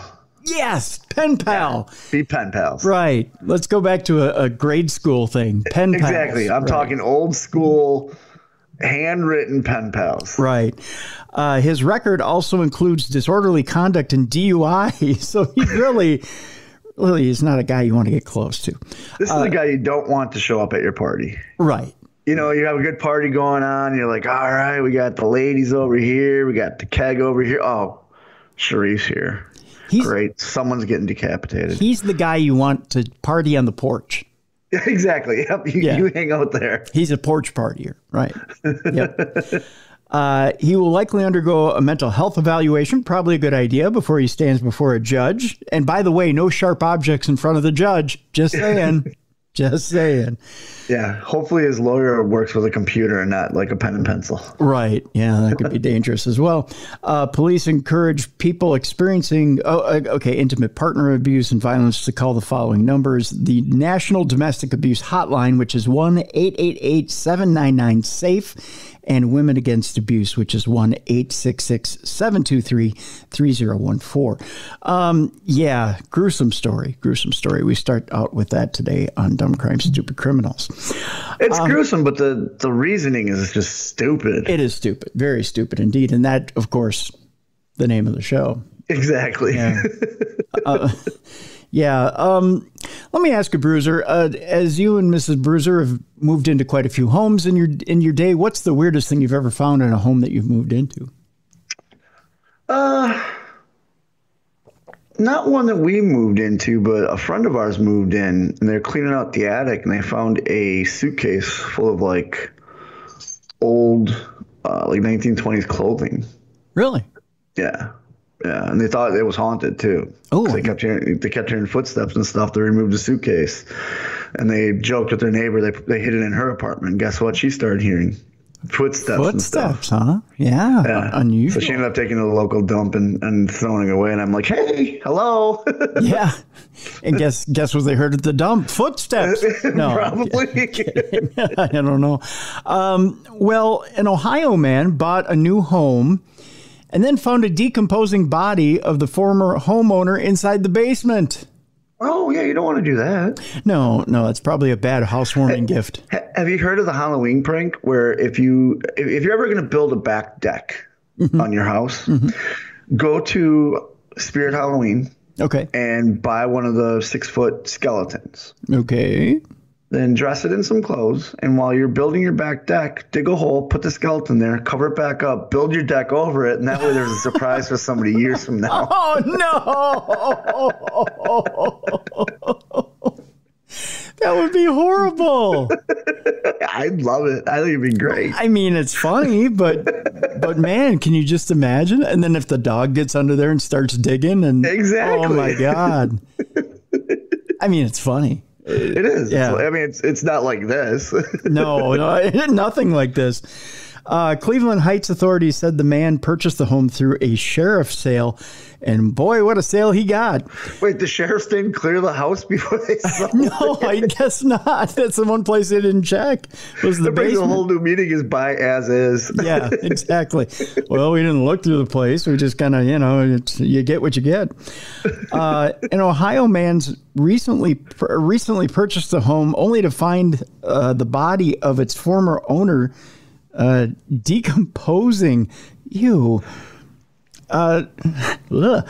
Decomposing in the basement, according to officials. The unidentified man called the police around 11:40 a.m. on Saturday to tell them he found a body in his new Cleveland Heights residence, according to Fox 8. Cleveland Heights Director of Communications Mike Thomas said the authorities responded to the property located in the 2700 block of Noble Road and transported it to the Cuyahoga County Medical Examiner's Office. The body was then identified as 71-year-old Nina Feldon, who was the former owner of the residence. The new owner acquired the home via a sheriff's sale. That's a hell of a sale. Do you think the call is, hey, hi, this is Jim. I just bought the house over here in Coventry Lane. Yeah. You guys forgot a dead body. I don't know if it's supposed to be there. I know in a sheriff's sale, sometimes you don't get the refrigerator or sometimes you don't get the stove. I'd like it if I'd sometimes not get a dead body with it. Could we skip that? I think you guys are leaving some evidence behind you might need. The person who found Ms. Fielding's body told detectives that he had recently purchased the home through Cuyahoga County as part of a sheriff's sale, Thomas told 3 News. He told detectives he had visited the site to check on the property. Oh, good idea. Probably a good thing you checked it before you moved the family in. There were no signs of trauma on the body, the medical examiner said. The cause of death was not determined. It is not immediately known why the body was not found before the home purchase was finalized. Yikes. The incident is under picture like them hiring movers to come and move the furniture out and stuff. And the movers go down the basement and there's a dead body and they're like, whoa, we're here for washer and dryer, sofa. Nowhere on this list does it say former owner. What do we do with the lady on the sofa? We'll just take her off and put her on the floor. We're here for the sofa. Yeah, that's it. Yeah, so they put her on the ground and just leave her there. Yeah, so interesting stuff. Hey, you know what? Tonight on Vice, on Tuesday night on Vice, is the expose of Vince McMahon. They are airing it. It's for sure happening, huh? It's tonight. Oh, I can't wait to watch it. Yeah. I figured I'd throw that note out to our friends out there who are a fan of the underwater needle business, who want to... Even if you're not, this guy's life is... If they cover everything he's been through. Oh, it's supposed to be it is a 2-hour program. So okay. It's a deep dive into Vince McMahon and the scandal that forced him to retire. Okay. So it's going to go. I hope it covers the Snuka stuff, him bearing that. I hope it covers obviously the steroid trial. I'm trying to think if I think there is let me see here, because there was a trailer on Vice.com. The special we're talking about is pretty controversial in that originally there was some time. It's made by I think it's made by the same people who do Dark Side of the Ring. Oh, okay. Yeah, those guys are great too. Yeah, and they did that China documentary, which was amazing. Yeah, and it was kind of controversial in that they kind of beat the guys who were doing the Netflix show. I was going to say there's a Netflix one going on. Well, that was scrapped. The movie, the biopic was scrapped. The Vince McMahon biopic. Oh, yeah, because there's no happy ending, because at the end of his career, he's accused of buying off women for sexual favors. There was a happy ending, Bruiser, but it's not the happy ending you're thinking of. Yeah, I'm looking here to see. They've kind of got it buried on page 1 here.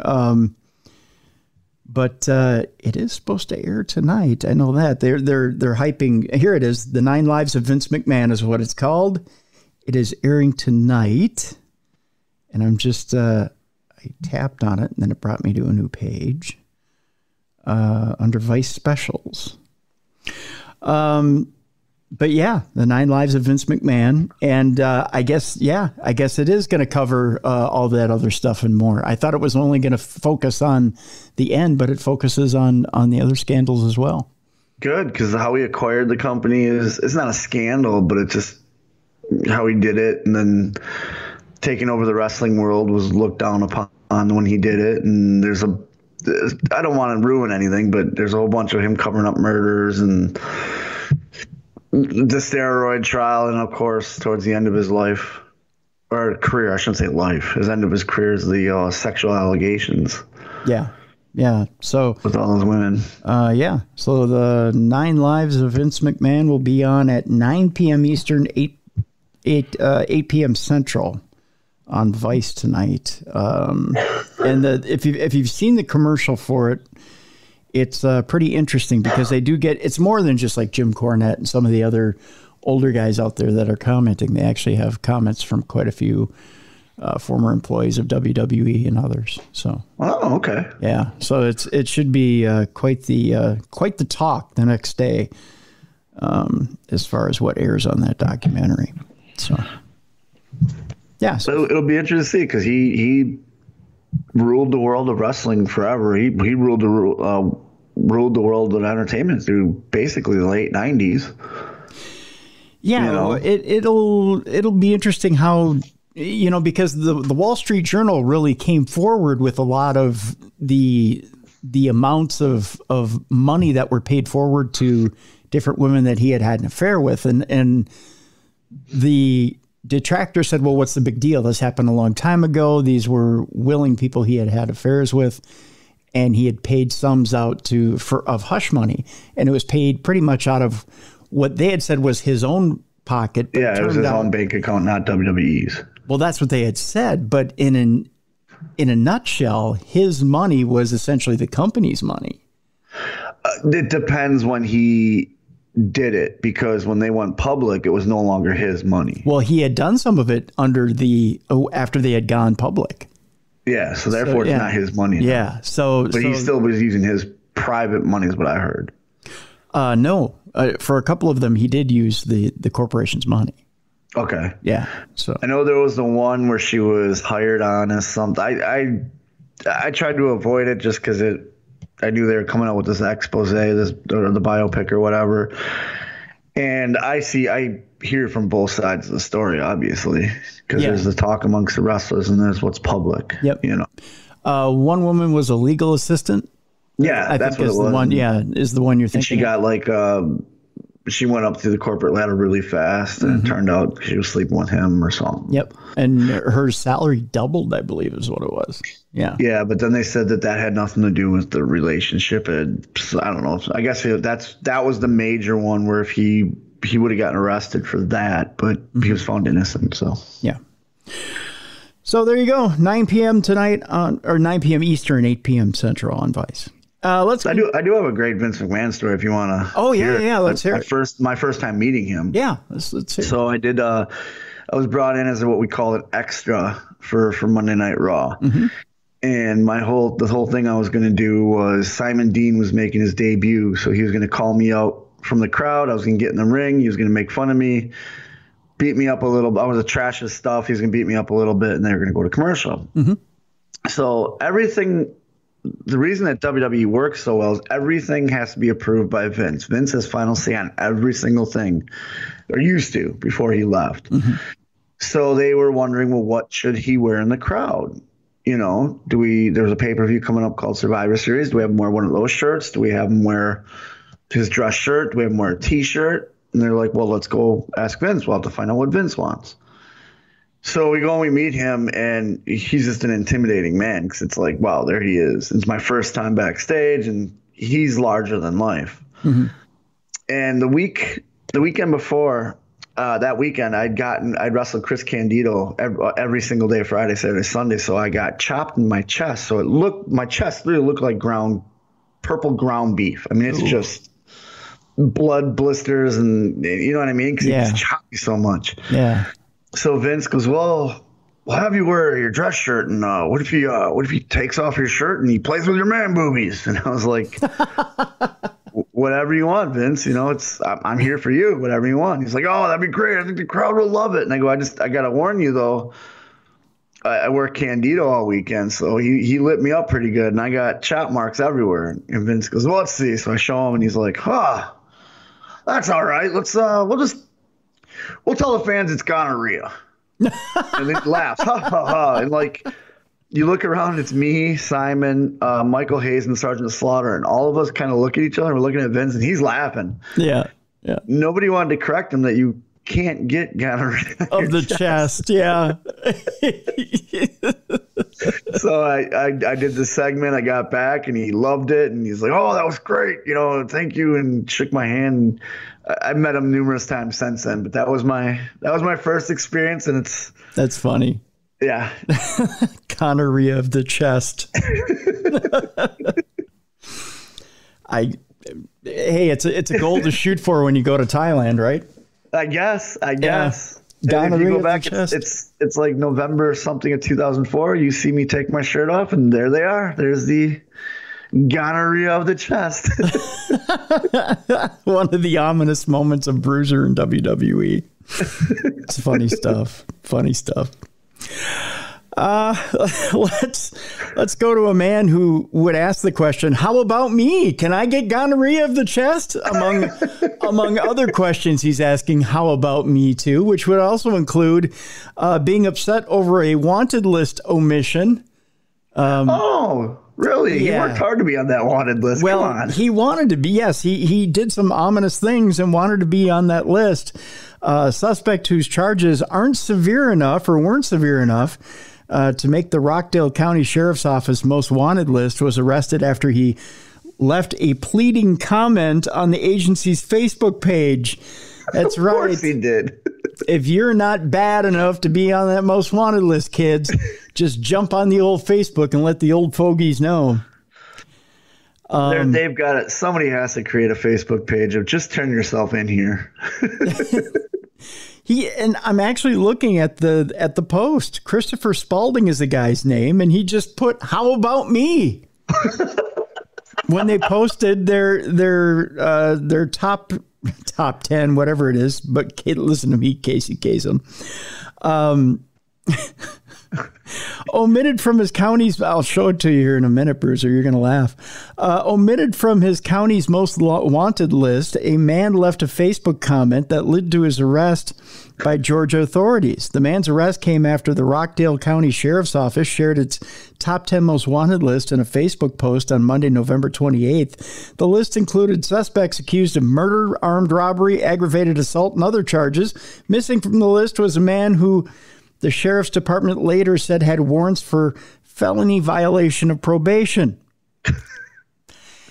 He commented on the Facebook post and just put, "How about me?" 3 little words that'll get you in trouble, right? We got to tell this guy, hey, man, you don't get the number 1 by bragging about it. That's right. Yeah. You don't, if you flaunt it, you're going to get it. That's essentially how it works. He said his charges were not severe enough to be included in the top 10 list, but that doesn't mean that authorities weren't looking for him. This, according to the sheriff's office. The sheriff answered back to him in the post, "You are correct. You have 2 warrants. We are on the way." Did he respond back to it? Please tell me he responded back to it.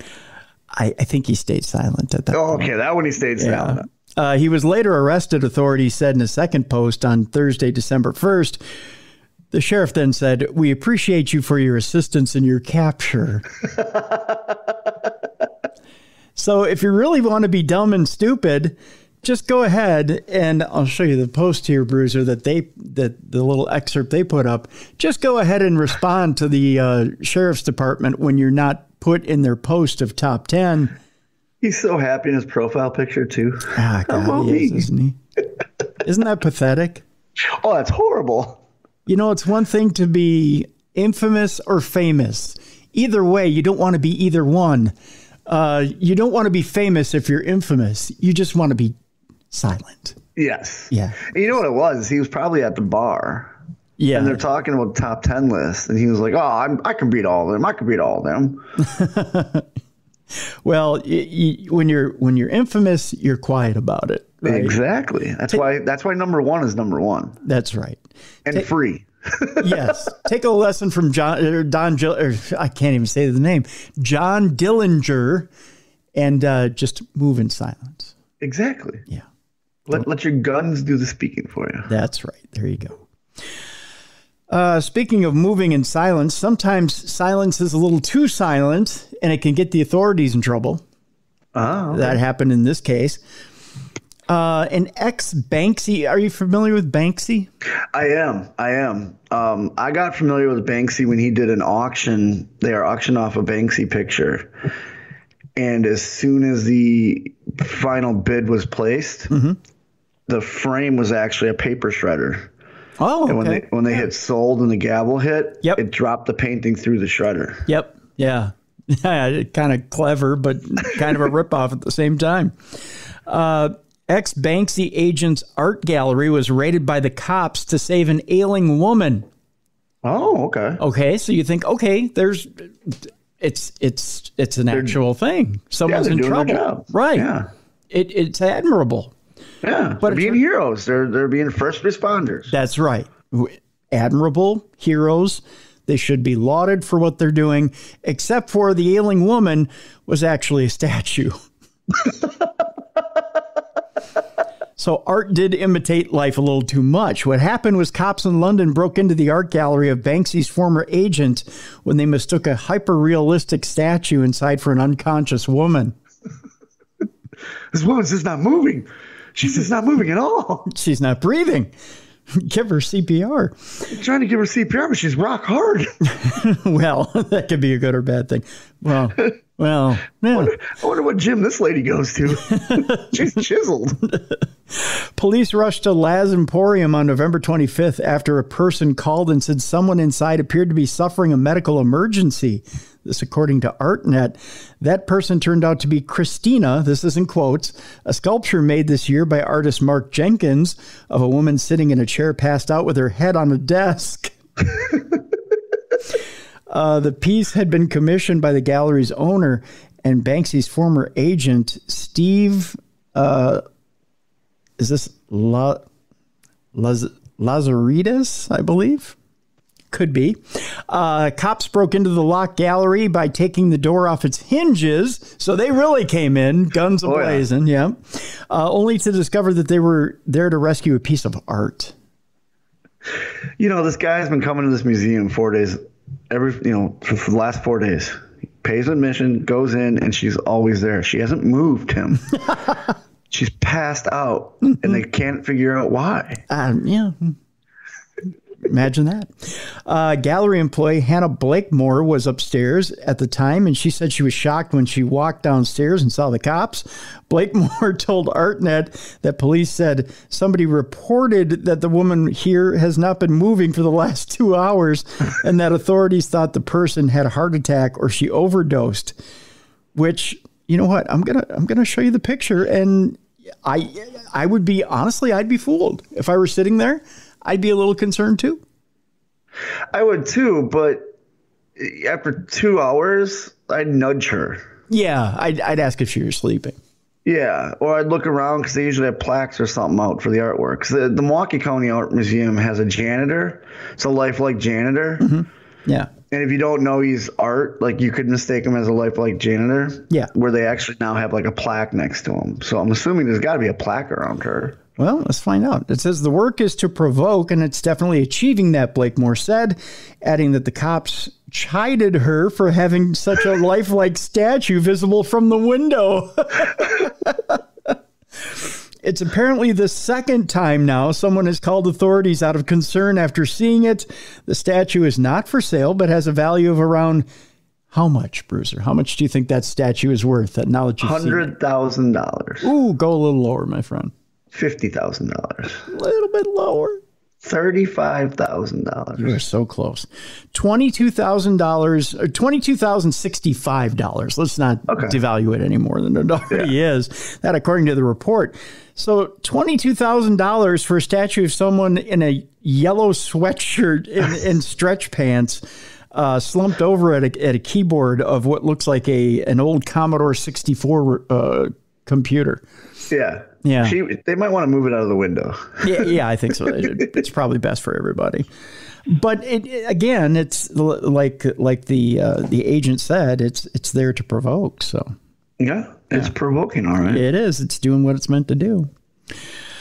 Let's move on. Speaking of provoking, we got action in the Walmart parking lot, my friend. All right, let's go. That's where we provoke things. By the way, I'm going to tell you, I not only have we got one job for Ziggy already in Psychic Predictor, I found a second one. What's it going to be? Stunt driver. She likes being in the car. Well, there you go. See? So we found it. A reckless driver in a Walmart parking lot turned out to be, by the way, the reckless driver struck 2 cars. So I'm not saying that Ziggy's going to be a good stunt driver. But the reckless driver in a Walmart parking lot that struck 2 cars turned out to be a dog. Oh, okay. He's just having a good time. Just having a good time driving around. Like, look at me. I am human. Turned out to be in Texas, so it wasn't Florida. Okay. Well, I mean, you would make that natural correlation. You'd draw that line, but I would. But if you haven't mentioned that the dog was on meth, so therefore I'm okay. It's not Florida. The dog is on meth. Riding the snake. Riding the snake. Texas police said Thursday. Driving up for 3 days. I haven't slept a wink. Texas police said Thursday they apprehended a reckless driver who rammed a truck into 2 cars in a Walmart parking lot, but not maliciously, just kind of like in a funny dog way. And they got, you know what? The dog's learning to drive. Yeah. Come on. I mean, come on. Give it a break. It probably already opens beers for its owner. Oh, yeah. I'm working on that right now. Are you really? How's it going? How's she doing? Not good at all. She looks at me like I'm an idiot. But she's picking really well as far as NFL picks go. Yeah, that's true. So, I mean, come on. I mean, pretty soon you're going to be able to take her to the casino. I mean, there's an upside here. You're going to get free drinks at the casino. There's a big thing. I am. Yeah. You're absolutely right. Yeah, exactly. So the dog, who we should say lovingly rammed a truck into two cars in a Walmart parking lot. I'm going to amend this story a little bit, Bruiser. I was going to say the dog had no malintent at all. The dog was just like, look at me, I'm going to drive my truck. Probably hanging the head out the window, tongue wagging, having a great time. Probably wasn't even really paying attention to where the truck was going. No, it didn't have a care in the world. It thought it was going for a ride. How does a dog reach the pedals? That's a good question. Yeah. I don't know. Anyway, but they were surprised to learn that the identity of the culprit was a puppy. It's a cute little puppy. The dog somehow set his owner's vehicle in motion while left to wait in the car. The Kilgore Police Department said probably left the puppy in the car without the windows down. Yeah, you always got to leave the windows down. Yeah, because if you don't, that's what happens. Exactly. Doggy wants to drive away. Maybe it was a stick shift and the dog just hit the parking brake. No, it could have been. And then was like, oh, look what I did. Yeah, exactly. While his owners were out shopping, the pup became antsy and bounced around the cab, setting the truck in motion, according to investigators. Again, windows down so you can, puppy can converse with people going by. And you got to park not real close in the parking lot to other cars because they'll get excited when other people come out to their car. Yeah. You got to park a ways a bit. I learned that. I got to park a ways a bit or Ziggy will freak out. Yeah, exactly. Yeah. See? Tips from Bruiser on how to take care of your pet. Yeah. That way, that's why my dog hasn't driven my car into anything yet. That's why Ziggy hasn't taken off across state lines. Exactly. And started some sort of weird police chase. We're in NASCAR country. She might end up on the Charlotte Motor Speedway for all I know. With the cruiser mobile. The Bruiser mobile. Why is Ziggy taking my mobile? Your mobile, the Bruiser mobile. She stole my car and took it out on the speedway. She went to the airport, purchased a ticket to Minneapolis, flew to Minneapolis. Got the Cruiser mobile, which is a big handicap van. Managed to get and she's driving left pod, which is good. I mean, she's ambidextrous, by God. Oh yeah. Yeah, I'm impressed. She's got skills. She does. Wow. That tongue hanging out, she's driving along. In ice and snow, nonetheless, because we're supposed to get like 20 inches of snow here in the next couple of days. And then through the mountains to get here. Yep. I'm telling you. She's talented. And winning at football picks. That's motivating her. I'm telling you. But she's trying to get a NASCAR now. Multi-talented pup. Yeah, she is. Yep. Probably going to be starring in movies soon. You never know.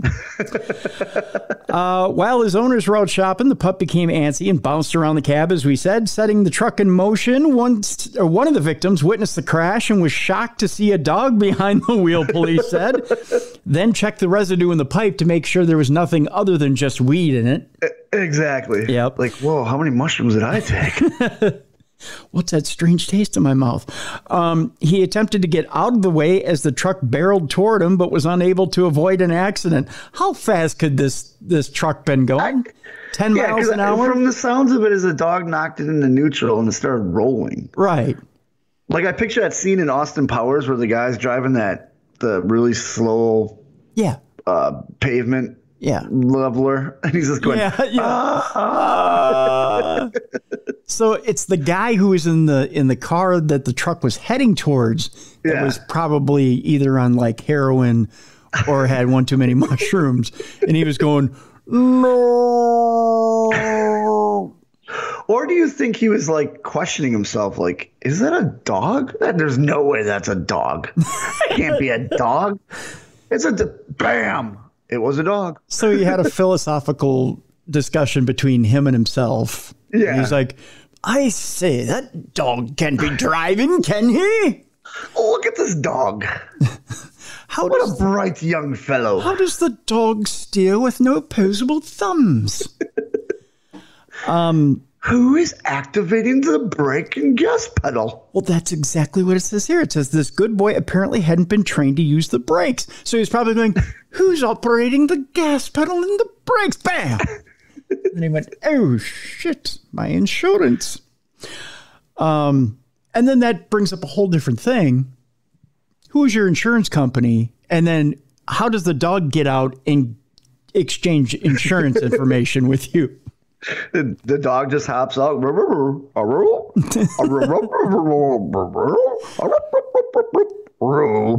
And in this day and age, does he fetch the ID card out of the glove compartment, or does he go fetch you because you've got it on your phone and then just drag your hand out of your pocket with your phone and then point to the damage on the truck and just have you pull out your ID card? So it's a whole like, what is it, Lassie? What is it? What is it? Timmy, was it an accident? You need my insurance card? You need my insurance card? Why, boy? Why? Ah, shit! What did you do, boy? So does that fall under the act of God? Because you know some insurances, you know, if like a tree falls in your car or something, they don't cover it. It's an act of God or something. No, Bruiser. It's an act of dog. Yes, it is. Yes, it is. Police said the vehicle's steering column had some prior damage and theorized that the dog must have put the vehicle in drive. That's right. And then you heard the General Lee horn, and then you heard the dog go, "Ree-haw!" And then took off. This brings driving. up so many questions. Why does the console have so much damage? Did they steal this truck? Right. See? And why is it so easy to put in drive without the keys in the car? Right. There's so many questions here. I know, right? The woofer was wearing a leash, and investigators believe it got caught on the emergency brake and released it. There it is. You're right, Bruiser. Why is it so easy for this dog to take off with this truck? I told you. It's because comedy of errors. It's stolen. That's why. The truck is stolen. I think it's stolen, and the dog saw someone to do it, so the dog was sniffing the console. Yep. Put it in drive, because it hot-wired it somehow. Well, I think because the dog reached into the glove compartment and grabbed a screwdriver. That's there it goes. Started it up. Yep. Leash was over the parking brake. Dog's like, woohoo! And then Reggie. And by the way, no one injured in the accident. So good. That's good. Everybody was sufficiently lubed up. Good. So the puppy was okay. Puppy was okay. So that puppy doesn't get treats then. No treats for that bad puppy. That's for sure. Meanwhile, we go east and south where there was a different type of crash. Okay. This one a little more dangerous. We go to Florida, Bruiser, where a driver crashed into a fireworks shop and sparked a huge fire. That's the wrong place you want a huge... Well, or the right place you want a huge fire. Well, yeah. I mean, if you're going to go out with a bang, you know? Yeah, like if it's not me doing it, I'm just a bystander. I don't mind. Yeah, I mean, it's nice. You know, it's out of season, but... Well, you know, you have fireworks at sporting events. You have fireworks at other places. It's nice to see sometimes out of season. Yeah, you know? I just figure out some sort of celebration at the time. Exactly. Yeah. Maybe get out, hit a home run, just so you can see it. You know, quick, honey, show me this baseball. Yeah, quick, honey, pitch me that ball. There's fireworks in the background. You grab a football and just start running through people. Yeah, touchdown! Spike a football. Yay! What are you doing, honey? Oh, I'm celebrating. I'm celebrating my imaginary touchdown. Look, that guy crashed into the fireworks shop. I just do a cool thing where I jump off my car and land in a superhero pose. Yeah, there you go. Yep. Ta-da. A viral video captured the moment a car smashed into a Florida fireworks shop, causing fireworks to pop off and spark a massive fire inside the business. Not going to be good for the insurance premiums, I'm sure. No. Footage shared on TikTok shows the back end of an SUV sticking out of phantom fireworks in West Melbourne as loud explosions ring out from the store. There goes the inventory. The user recording can be heard saying, "Oh my God," as rockets, mortars, and other fireworks spew out of the business. I'd be the smart ass that would walk up and go, And the rocket's red glare. People slowly just line up next to you thinking it's like a video. They're just looking around like, well, I guess this guy knows. Hold their hands over their heart and yeah. Like you just get a whole ceremony going. Yeah. I'd start singing the national anthem. And everybody's just like, well, this guy knows what's going on. What are we celebrating? Freedom, you asshole. Freedom. That's what I would say. Freedom, God. Jesus, don't you know where you live? You think the clerk was sitting at the front counter, and when it happened, he just put his head in his hands and went, lost another job. Did I hit something? My God, I think I hit something on the article that started playing. I think so, too. What was that, son? The sound of freedom. Fireworks are going off. That's right. What are we celebrating, sir? Our liberation from those Brits. 200 to 300 years ago. The fact that you're not drinking tea every morning, son. You're just the guy that's really, really bitter about the Revolutionary War. That's right. You weren't even alive for it, sir. No, you're goddamn right. But I'm alive every morning I wake up. I'm alive with freedom. Because of those men. So we need to celebrate every day. Now, put your hand over your heart. I own a coat in every color except for red. Just get a little excited. Yep. Yeah. Anyways, so the TikTok was racked up, or it has racked up rather, over 22 million views since it was posted on November 29th. Wow. I think it's great that the person didn't want to record it with like a regular record and they right away put it on TikTok. Yeah. Want to see a cool video? Yeah, we're going to try a new trend. Crash your car into phantom fireworks. Can you see if that was like a daily thing with them? Oh, shit, another car. Here it comes. It's the same clerk every time going, why me? I wasn't even supposed to be here today. I was just going out for a smoke. According to the Tampa Bay Times, the crash happened on November 28th after a 53-year-old driver rear-ended another vehicle, slamming into phantom fireworks. So it wasn't even the person in the lead car. No. They were just chilling out. Yeah. The driver was, oh my gosh, the driver was killed in the shocking incident. Oh, that's not good. If you're going to go out, go with a bang. It was wild. I could not believe how close people were to it as the fireworks were still blowing up. Richard Griffin, who witnessed what happened, told reporters the mortars and stuff like that, those things can go 100 yards or more when you shoot them straight in the air. No yeah, well, listen here. They can only run so fast. If they're in the store, they only can run so fast to get out. I'm sorry, they don't run 100 miles an hour to get 100 yards away in a matter of seconds. That's true. These aren't NFL football stars or track stars in there. They don't run a 4.340. Well, I would run a 4.340 if I had a mortar coming up my ass. That's for sure. It's literally two fat guys like us trying to figure out where we're going to stick all these things. That's true.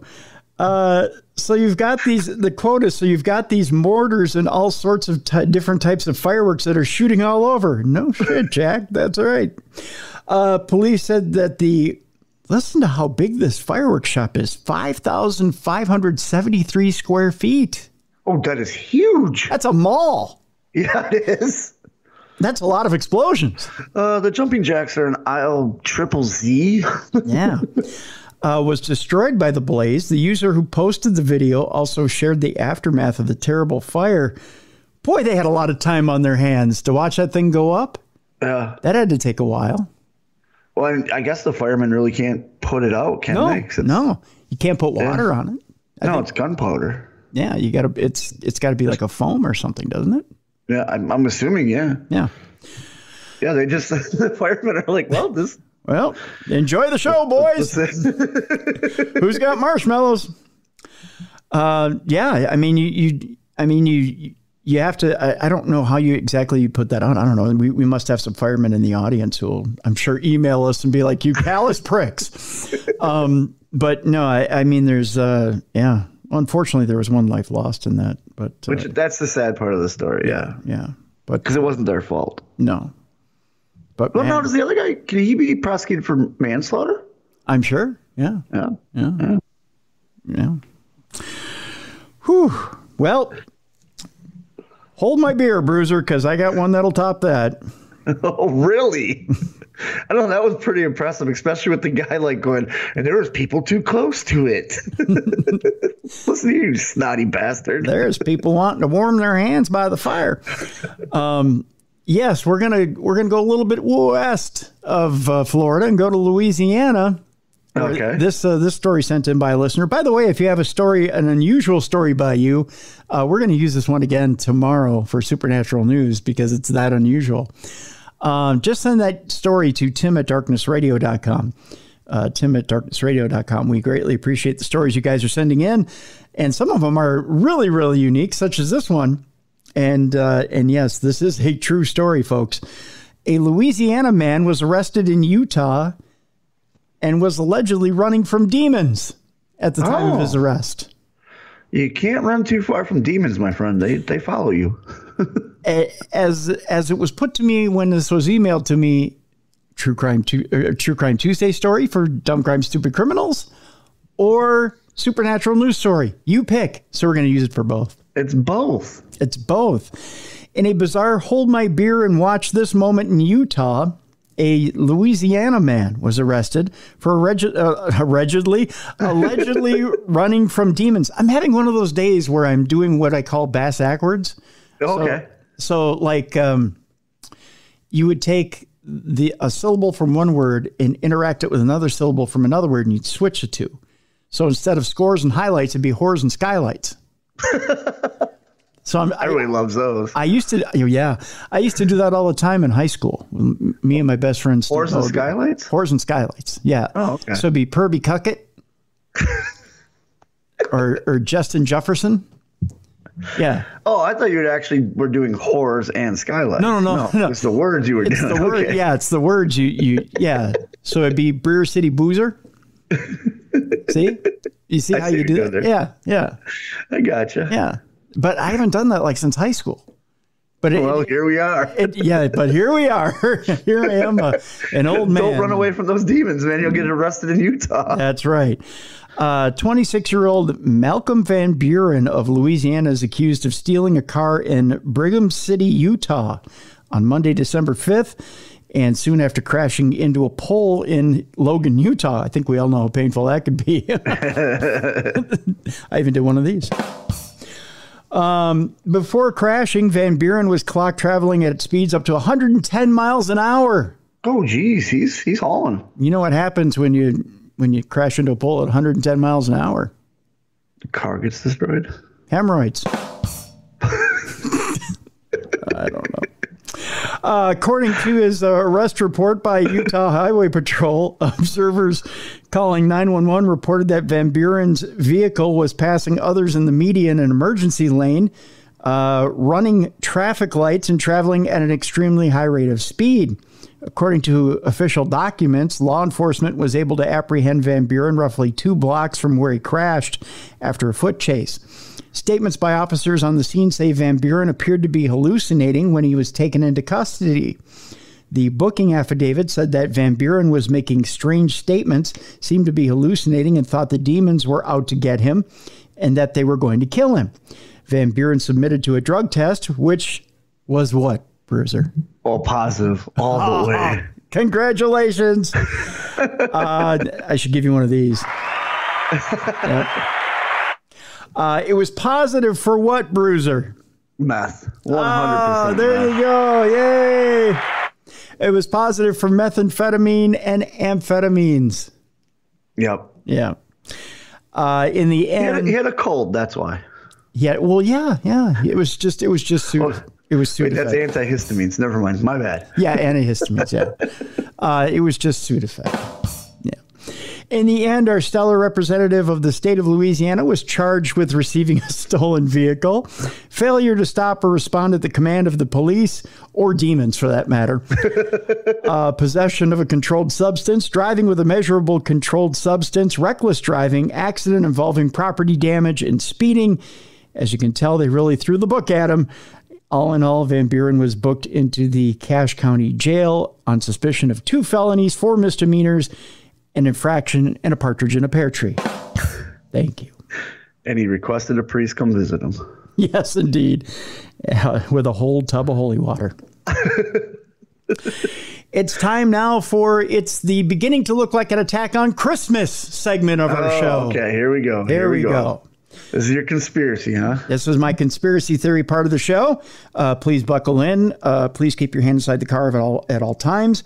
And please beware, folks. We are going to use the word Christmas a lot in this segment. By the way, are you excited for the new movie Cocaine Bear? I am, just because I know the original story. What's the original story behind it?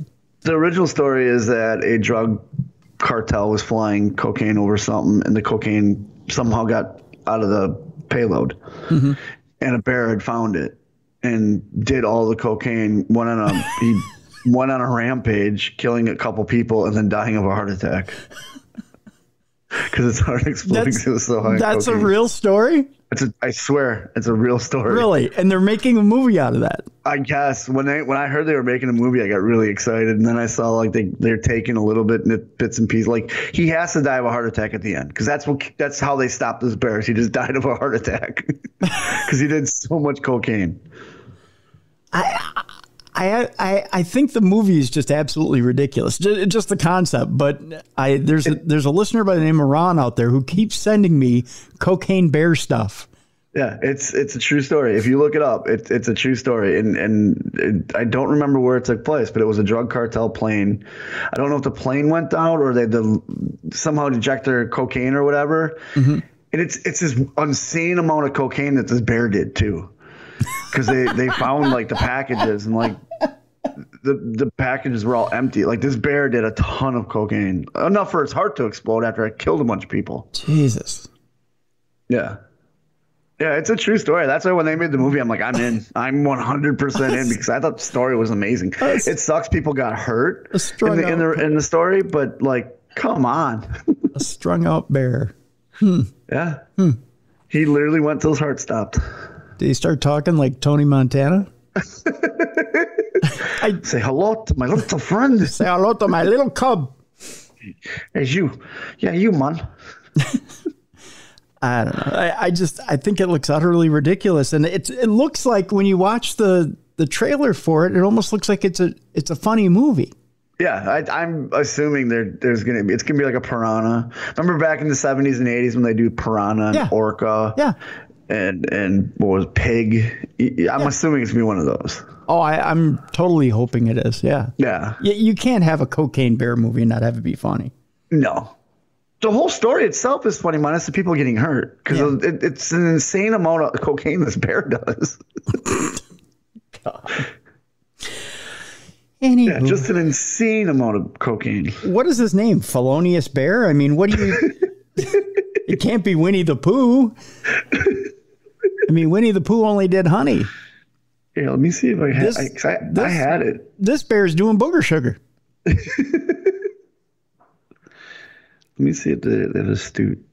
Not Ocean Bear. Ocean Bear. The bear that swam the channel for his country because he hated the Brits. So he stood outside a fireworks factory and watched it burn down for freedom. Yeah, so the real story, it was so it happened 40 years ago, from what I hear. It says 40 years ago. Yeah. So this was Disco Bear, was what it was. The real story began as as you might guess, in the 1980s. The Georgia Bureau of Investigation announced in December of 1985 that a 175-pound black bear had died of an overdose of cocaine after discovering a batch of the drug. Here's where it's Blue Ridge, Georgia. And it says a 175-pound black bear apparently died of an overdose of cocaine after discovering a batch of the drug, the Georgia Bureau of Investigation said today. Let's see. The cocaine was apparently dropped from a plane piloted by Andrew Thornton, a convicted drug smuggler who died September 11th in Knoxville, Tennessee, because he was carrying too heavy a load while parachuting. So he had to take it off while he was parachuting. Who parachutes with cocaine? The Bureau said the bear was found Friday in northern Georgia among 40 one-pound plastic containers of cocaine. There was only traces of cocaine in each bag, though. Oh, my God. So the bear did about 40 pounds of cocaine. You know that you said the bear was what, 170 pounds? 175 pounds. You know, he originally weighed 300 before he started doing the coke. It says they found the bear. There was nothing left but bones and a big hide. They said the chief medical examiner at the time said after an autopsy that the bear had absorbed 3 or 4 grams of cocaine into its bloodstream. Oh my God! Although it had eaten more, that they said. Oh my God! They say the very same bear is said to be on display in Lexington, Kentucky, at the Kentucky for Kentucky Fun Mall. Jesus. So they took the hide, they stuffed it, and it was on display. With a big white ring around its snout. Felonious bear. The one bear they forgot to draw in with the Berenstain Bears. Yeah, exactly. Oh, that was a double shot. I don't know if I could do that again. I can't. I can only get it to do it once. It did it's a double roll. I just picture this bear. Now you said Scarface, like the bear just looking at the pile of cocaine like Tony did at the end of the movie and just diving into it. Into it, yeah. And just rubbing its snout in there. Hey, boo-boo. No more picnic baskets for us. We're going to get the cocaine. Don't tell the ranger, but I'm yayoed out. Hey, boo-boo. Let's do some more nose candy. Have you seen the Reno 911 Christmas special yet? No, I want to because Brad Williams is on that, and I got to know him on the cruise, so he's hilarious. Yeah. He's extremely funny in it. Is he? Okay, good. Yeah. There's a scene though, and this is the only part I'll blow for you. Cocaine blow, get it? There's a scene where Lieutenant Dangle, they're putting together a Christmas pageant for the junior deputies. And Dangle decides to order 160 live doves for the Christmas pageant. Okay. Except for he hires them from overseas and they come freeze dried. So they're trying to figure out how to thaw out the doves, and they're just stiff as a brick. And so they try things like a hair dryer and a microwave, and you can guess what happens with the microwave. Yeah.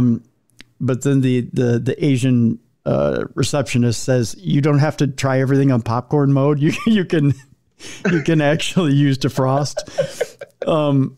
But they decide at one point, Jonesy and I forget what her name is, but they decide that they're going to take some cocaine out of the evidence room.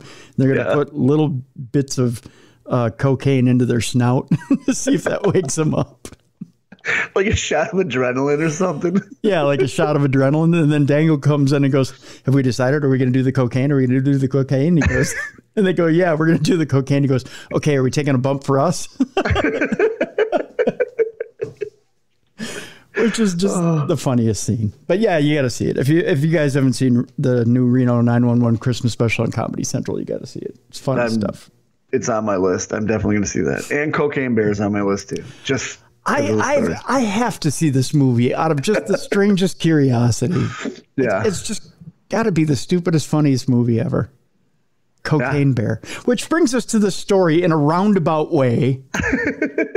The attack on Christmas has begun, and it started with a bear, Bruiser. A cocaine bear? I think it's a cocaine bear because he's got the munchies. So it's a pot bear. It's a pot bear, yeah. Yeah. A hungry bear has attacked an inflatable Rudolph in a California yard. It's just doing its natural instincts, and it's like, whoa, jackpot! Look at this huge reindeer. Like, dear, boom.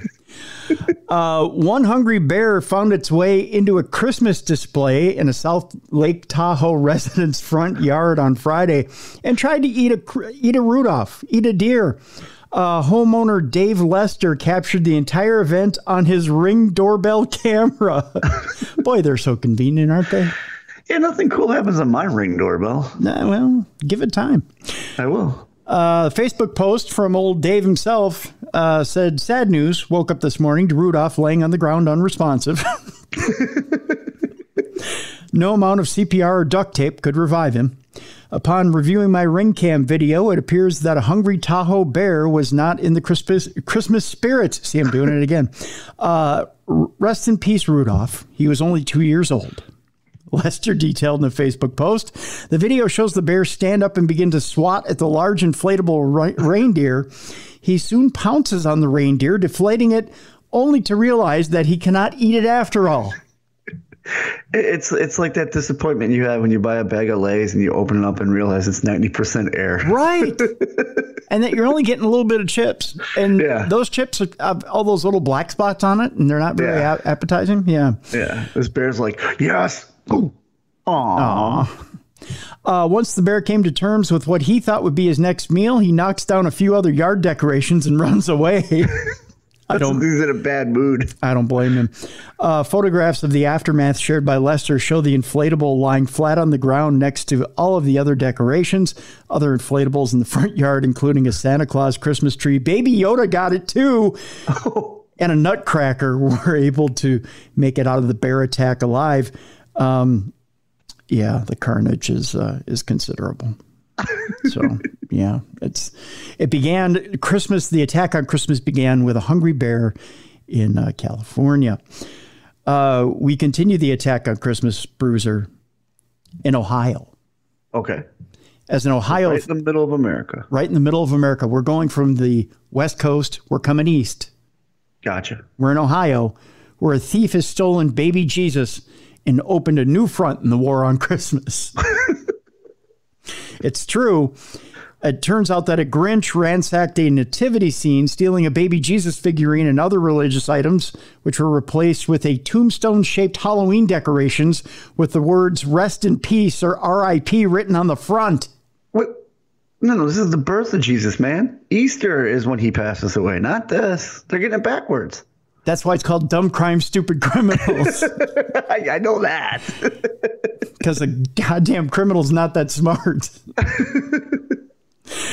A resident of South Euclid, a Cleveland suburb, contacted police Friday night to report that a thief had targeted the nativity scene in his front yard. Along with stealing baby Jesus, the perp swiped cow, donkey, and lamb figurines, Bruiser. Well, why would you take those? I get Jesus because that's like a religious symbol. But what the donkey, cow, or lamb do to him? I guess the cow, donkey, and lamb are going to keep baby Jesus company so he won't cry. I guess. I don't know.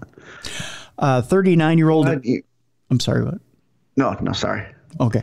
39-year-old victim John Carlo told cops he found the RIP tombstone where the figurines had been.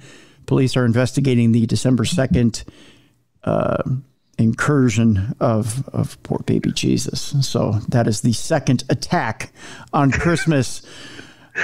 It's starting. The main attack, these are the incursions, if you will. These are the preliminary strikes. Gotcha. The main one that hit you right where you live, Bruiser. You're allegedly a mean one, Mr. Grinch. Men dressed as a Seuss character and a reindeer end up in a party fracas. And of course, this happens. I want to say this was Florida. I'm not sure if this is Florida. Don't quote me on this, but here we go.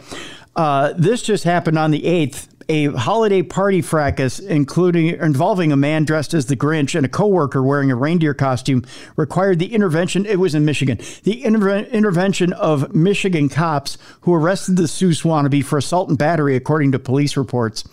Officers were summoned late Saturday night to a Traverse City hotel where a work Christmas party, it always starts with a work Christmas party. You got to watch what you drink at a work Christmas party. That's right. Started an altercation in the bar area. The men involved in the fight are employed by a local oil and gas equipment company. Before cops arrived, the dispute spilled out of the bar and into the main lobby of the Hotel Indigo. Now, if you're going to get in a fight, never get in a fight with a Grinch and a reindeer, because they can tear some shit up. I'm wondering if the argument started over which Grinch was better, the Jim Carrey Grinch or the animated Grinch. Well, keep in mind, this guy's in a Grinch costume, so it's probably the guy who's in the Grinch costume.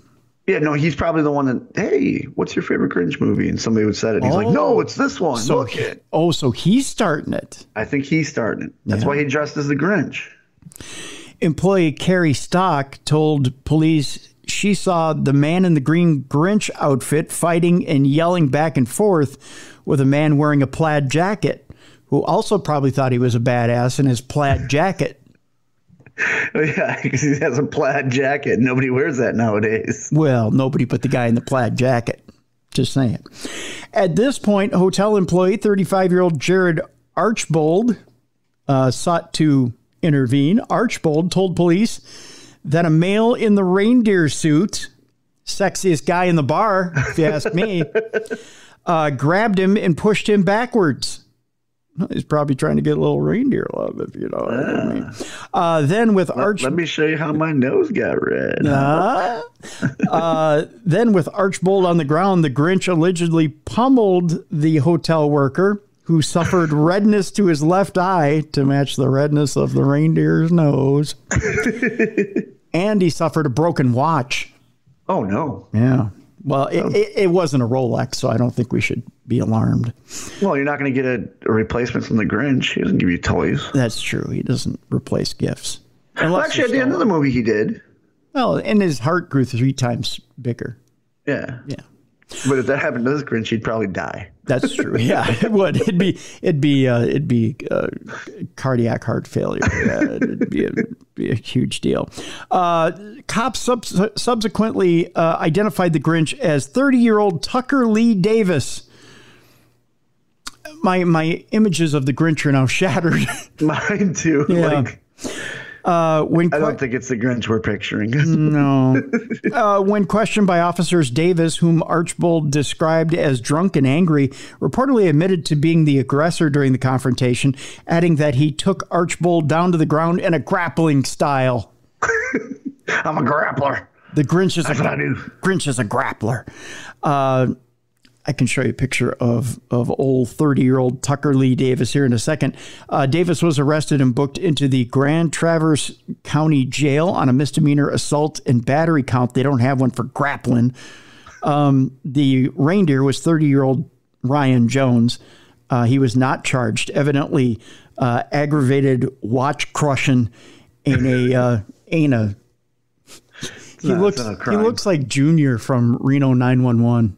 Oh, yeah. Doesn't he look like Junior? Is he an axeman? Is he a lumberjack? No, I think they all work for an oil and gas company. Oh, yeah, I can see that too. Yeah. So, yeah, there's Junior right there. Yeah, he's definitely Junior for Reno 911. Yeah. So, so the war on Christmas continues as Grinch and reindeer are trying to take our Christmas joy away. So there you go. Just 2 stories left. Now, we're at the point in the program where we're at the not safe for work part of the program. So we're going to give you just a second to turn down your devices, get the kids out of the room. They've already been traumatized by the assault on Christmas. So they know that the Grinch and the reindeer and the bear and everybody else is trying to destroy Christmas. So they're probably crying and wailing and gnashing their little teeth in a corner right now. All they got to do is just turn around and face the corner. Yeah. And then we can start with the story. So we'll give you until 3, 2, 1. And now we're going to begin with the not safe for work stories, which involve bodily fluids this week. Oh, okay. Yeah. What kind of bodily fluids are we talking about? We're talking about the lower region bodily fluids. We'll start off in Chicago. No, is it in Chicago? No, we're in Florida via Chicago. Okay, so we're in Florida. From Chicago. We're in Florida, but they're from Chicago. Yes, there you go. Gotcha. The bodily fluids come from Chicago, but land in Florida. Something like that. Hell of a shot. That is, yeah. Well, Michael Jordan was from Chicago. A vacationing cop puts the P in Chicago PD. The officer was caught urinating in a bar's ice machine. Oh, you got to go. You got to go. I don't know about the ice machine. Some of us like ice in our drink. Thank you. Just saying. Chicago cop vacationing in Florida was arrested on December 6th after being caught urinating into an ice machine at a beachside bar. I have to go bathroom so bad, and I just do. Oh, this is cool. What made him? Did he think that was the mouth of Herbie the robot? What made him think that was the place to go? Well, here's how it is, Tim. Have you ever been into one of those really low class bars where they put ice in the urinals to help with the smell? Yeah. They probably left the ice machine open because they just got done getting ice. They're going to come back and get it later. He was walking by. Oh, I got to pee. Oh, there's ice. This must be the urinal. Ew. And then he went. Oh, well, there's corners in a wall too, but I don't go pee in a corner. Well, you're not drunk in Florida from Chicago. That's true. You're not a off-duty police officer. It's like, Blackhawks fans are savages anyways. You can quote me on that. But they'll pee anywhere. Yeah. Look at Wrigley Field. It's a trough. Yeah. It's a trough. They pee in a trough. Yeah. I mean, they had that for a while. I think do they have that in XL Center? I think in St. Paul. I think they have one of those in St. Paul in one of the bathrooms too. I mean, they do it at the Minnesota State Fair. They have troughs at the fair. Oh, I peed in troughs before. Yeah, but it's kind of an animalistic thing. It is. Here, guys, line up at the trough and piss. So this guy's probably like, look, this trough has ice in it. They care about the smell. I'm gonna go. No, that's the ice we drink with.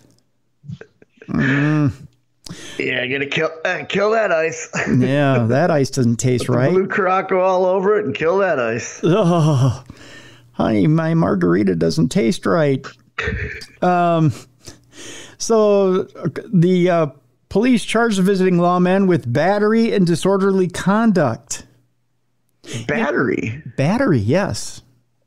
Okay. Yeah, because, a certain amount of urine in your system can actually affect your system in a different way there, Bruiser. Okay. There's actually a certain amount of urea when it gets in your system can actually affect your muscles. Really? Okay. Yeah. It's not, some people are like, oh, urine's healthy. You can drink it. It's fine. No, you can't. Yeah, it's not healthy at all. That's why you expel it. Yeah.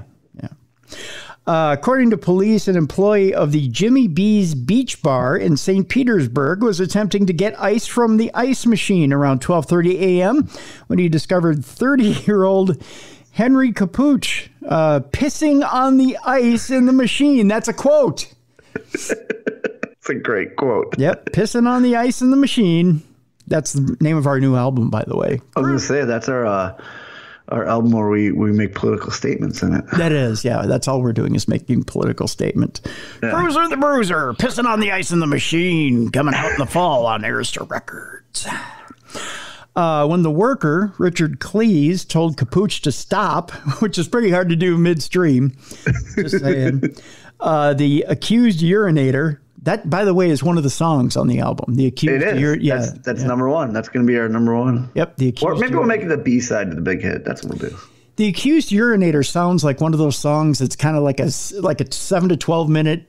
There's a lot of instrumentals. Deal. Yeah. It's kind of an acoustic deal, like the accused urinator couldn't find a job, so he used to piss people off. One of those deals. Cursed Cleese and shoved him a couple of times.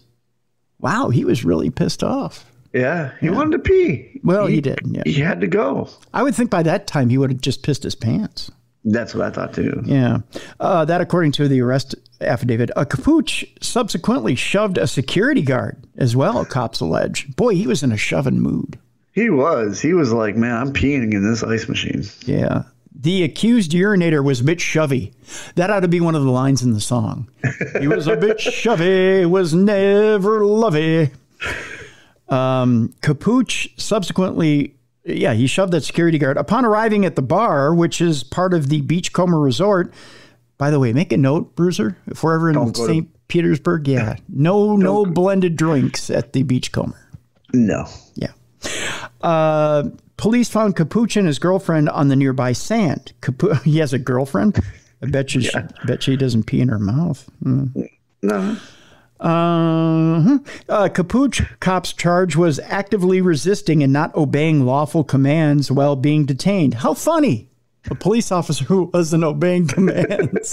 A drunk police officer. Yeah. Capuch was arrested for battery and disorderly conduct, both misdemeanors. He was bonded out of jail early Monday after posting how much bond? $500. A little higher. 1,000. No lower. 1,500. Lower? 750? Close. 850. 850. Okay. Yep. The affidavit notes that Capuch showed an indication of alcohol influence. An indication. Just a skosh. Yeah. The cop goes, hey, we got to take a breathalyzer. And he went, I don't swing that way, man. What? I bet you it comes up blue, huh? I bet you it comes up blue. You wouldn't do that to me, would you? There's no way I'm pregnant. There's no way I'm pregnant. Check my girlfriend. Her breath smells like pee. Capuch is a Chicago Police Department officer who's been on the force for 5 years. So there you go. Not anymore. Not anymore. Not that he's been outed in public. What's that saying of that famous little ditty, milk, lemonade from the back is where fudge is made? Yeah, that's what it is. Texas woman in a hazmat suit left some buckets of human waste at a police station. That's our final story today. I'm glad I remembered that little ditty. At least she was protected. Yeah. At least she didn't get any honor, right? Yeah. I'm curious to see where this goes. Like, is it her feces? Is it somebody else's? Was she just supposed to dispose of it and got mad at the police because they didn't dispose of it? I mean, there's so many questions with the story. So many twists. You know, when you got a handful, you go, oh, maybe it's mine. Yeah. When you've got buckets, then you're like, oh, where did we get this from? Yeah. A Texas woman is being accused of allegedly leaving 3 buckets, Bruiser. 3 buckets. That's a lot of shit. Yeah. To quote Jeff Goldblum in Jurassic Park, that's a big pile of shit. That is. 3 buckets of human waste at a police station. The Fort Worth Star-Telegram reported that the woman was wearing a hazmat suit when she dropped the buckets. Well, that's one way to stay sanitary. Yeah. Yeah. She's healthy. She's clean. It was a pandemic a few years ago. You know? That's right. You know, interestingly enough, before we got together to do tape today, I was watching a little news feature on KARE 11 here in the Twin Cities.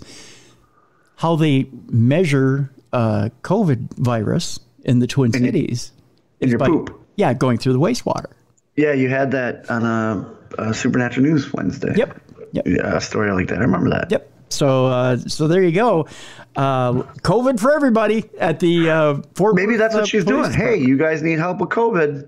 Here you go. Sample away. According to a warrant and arrest affidavit filed with the Wichita County Court on Thursday, December 1st, a police officer with the Electra Police Department said that they noticed someone putting something outside the station around 4:30 p.m. on Thursday, November 10th. The officer then went outside and noticed 3 5-gallon buckets. Oh, my God. 15 gallons of shit. 15 gallons of shit.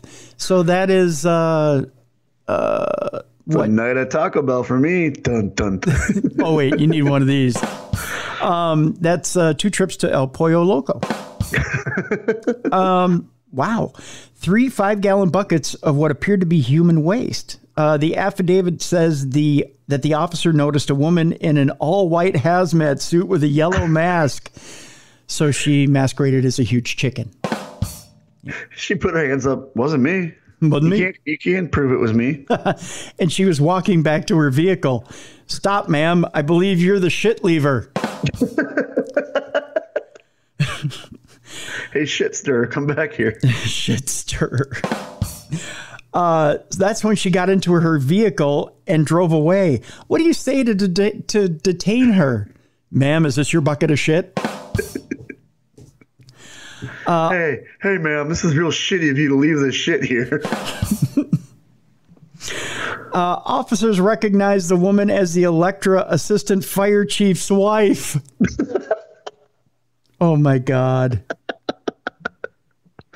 That's even worse when you're recognizable through a hazmat suit. Yeah. Yeah. Hey, wait a minute. I know you. Didn't we fool around once? According to the affidavit, the woman called the city administrator and refused to pick up the bucket, saying it was not her problem. Out of my system. It's all yours. The woman was charged with illegal dumping. You can't make that up. No, you can't. And was issued a warrant for her arrest. The woman was arrested on December 1st and booked into the Wichita County Jail. I'm doing it again. Having an issue with that tonight. So there you go. It's like you got turd in your mouth.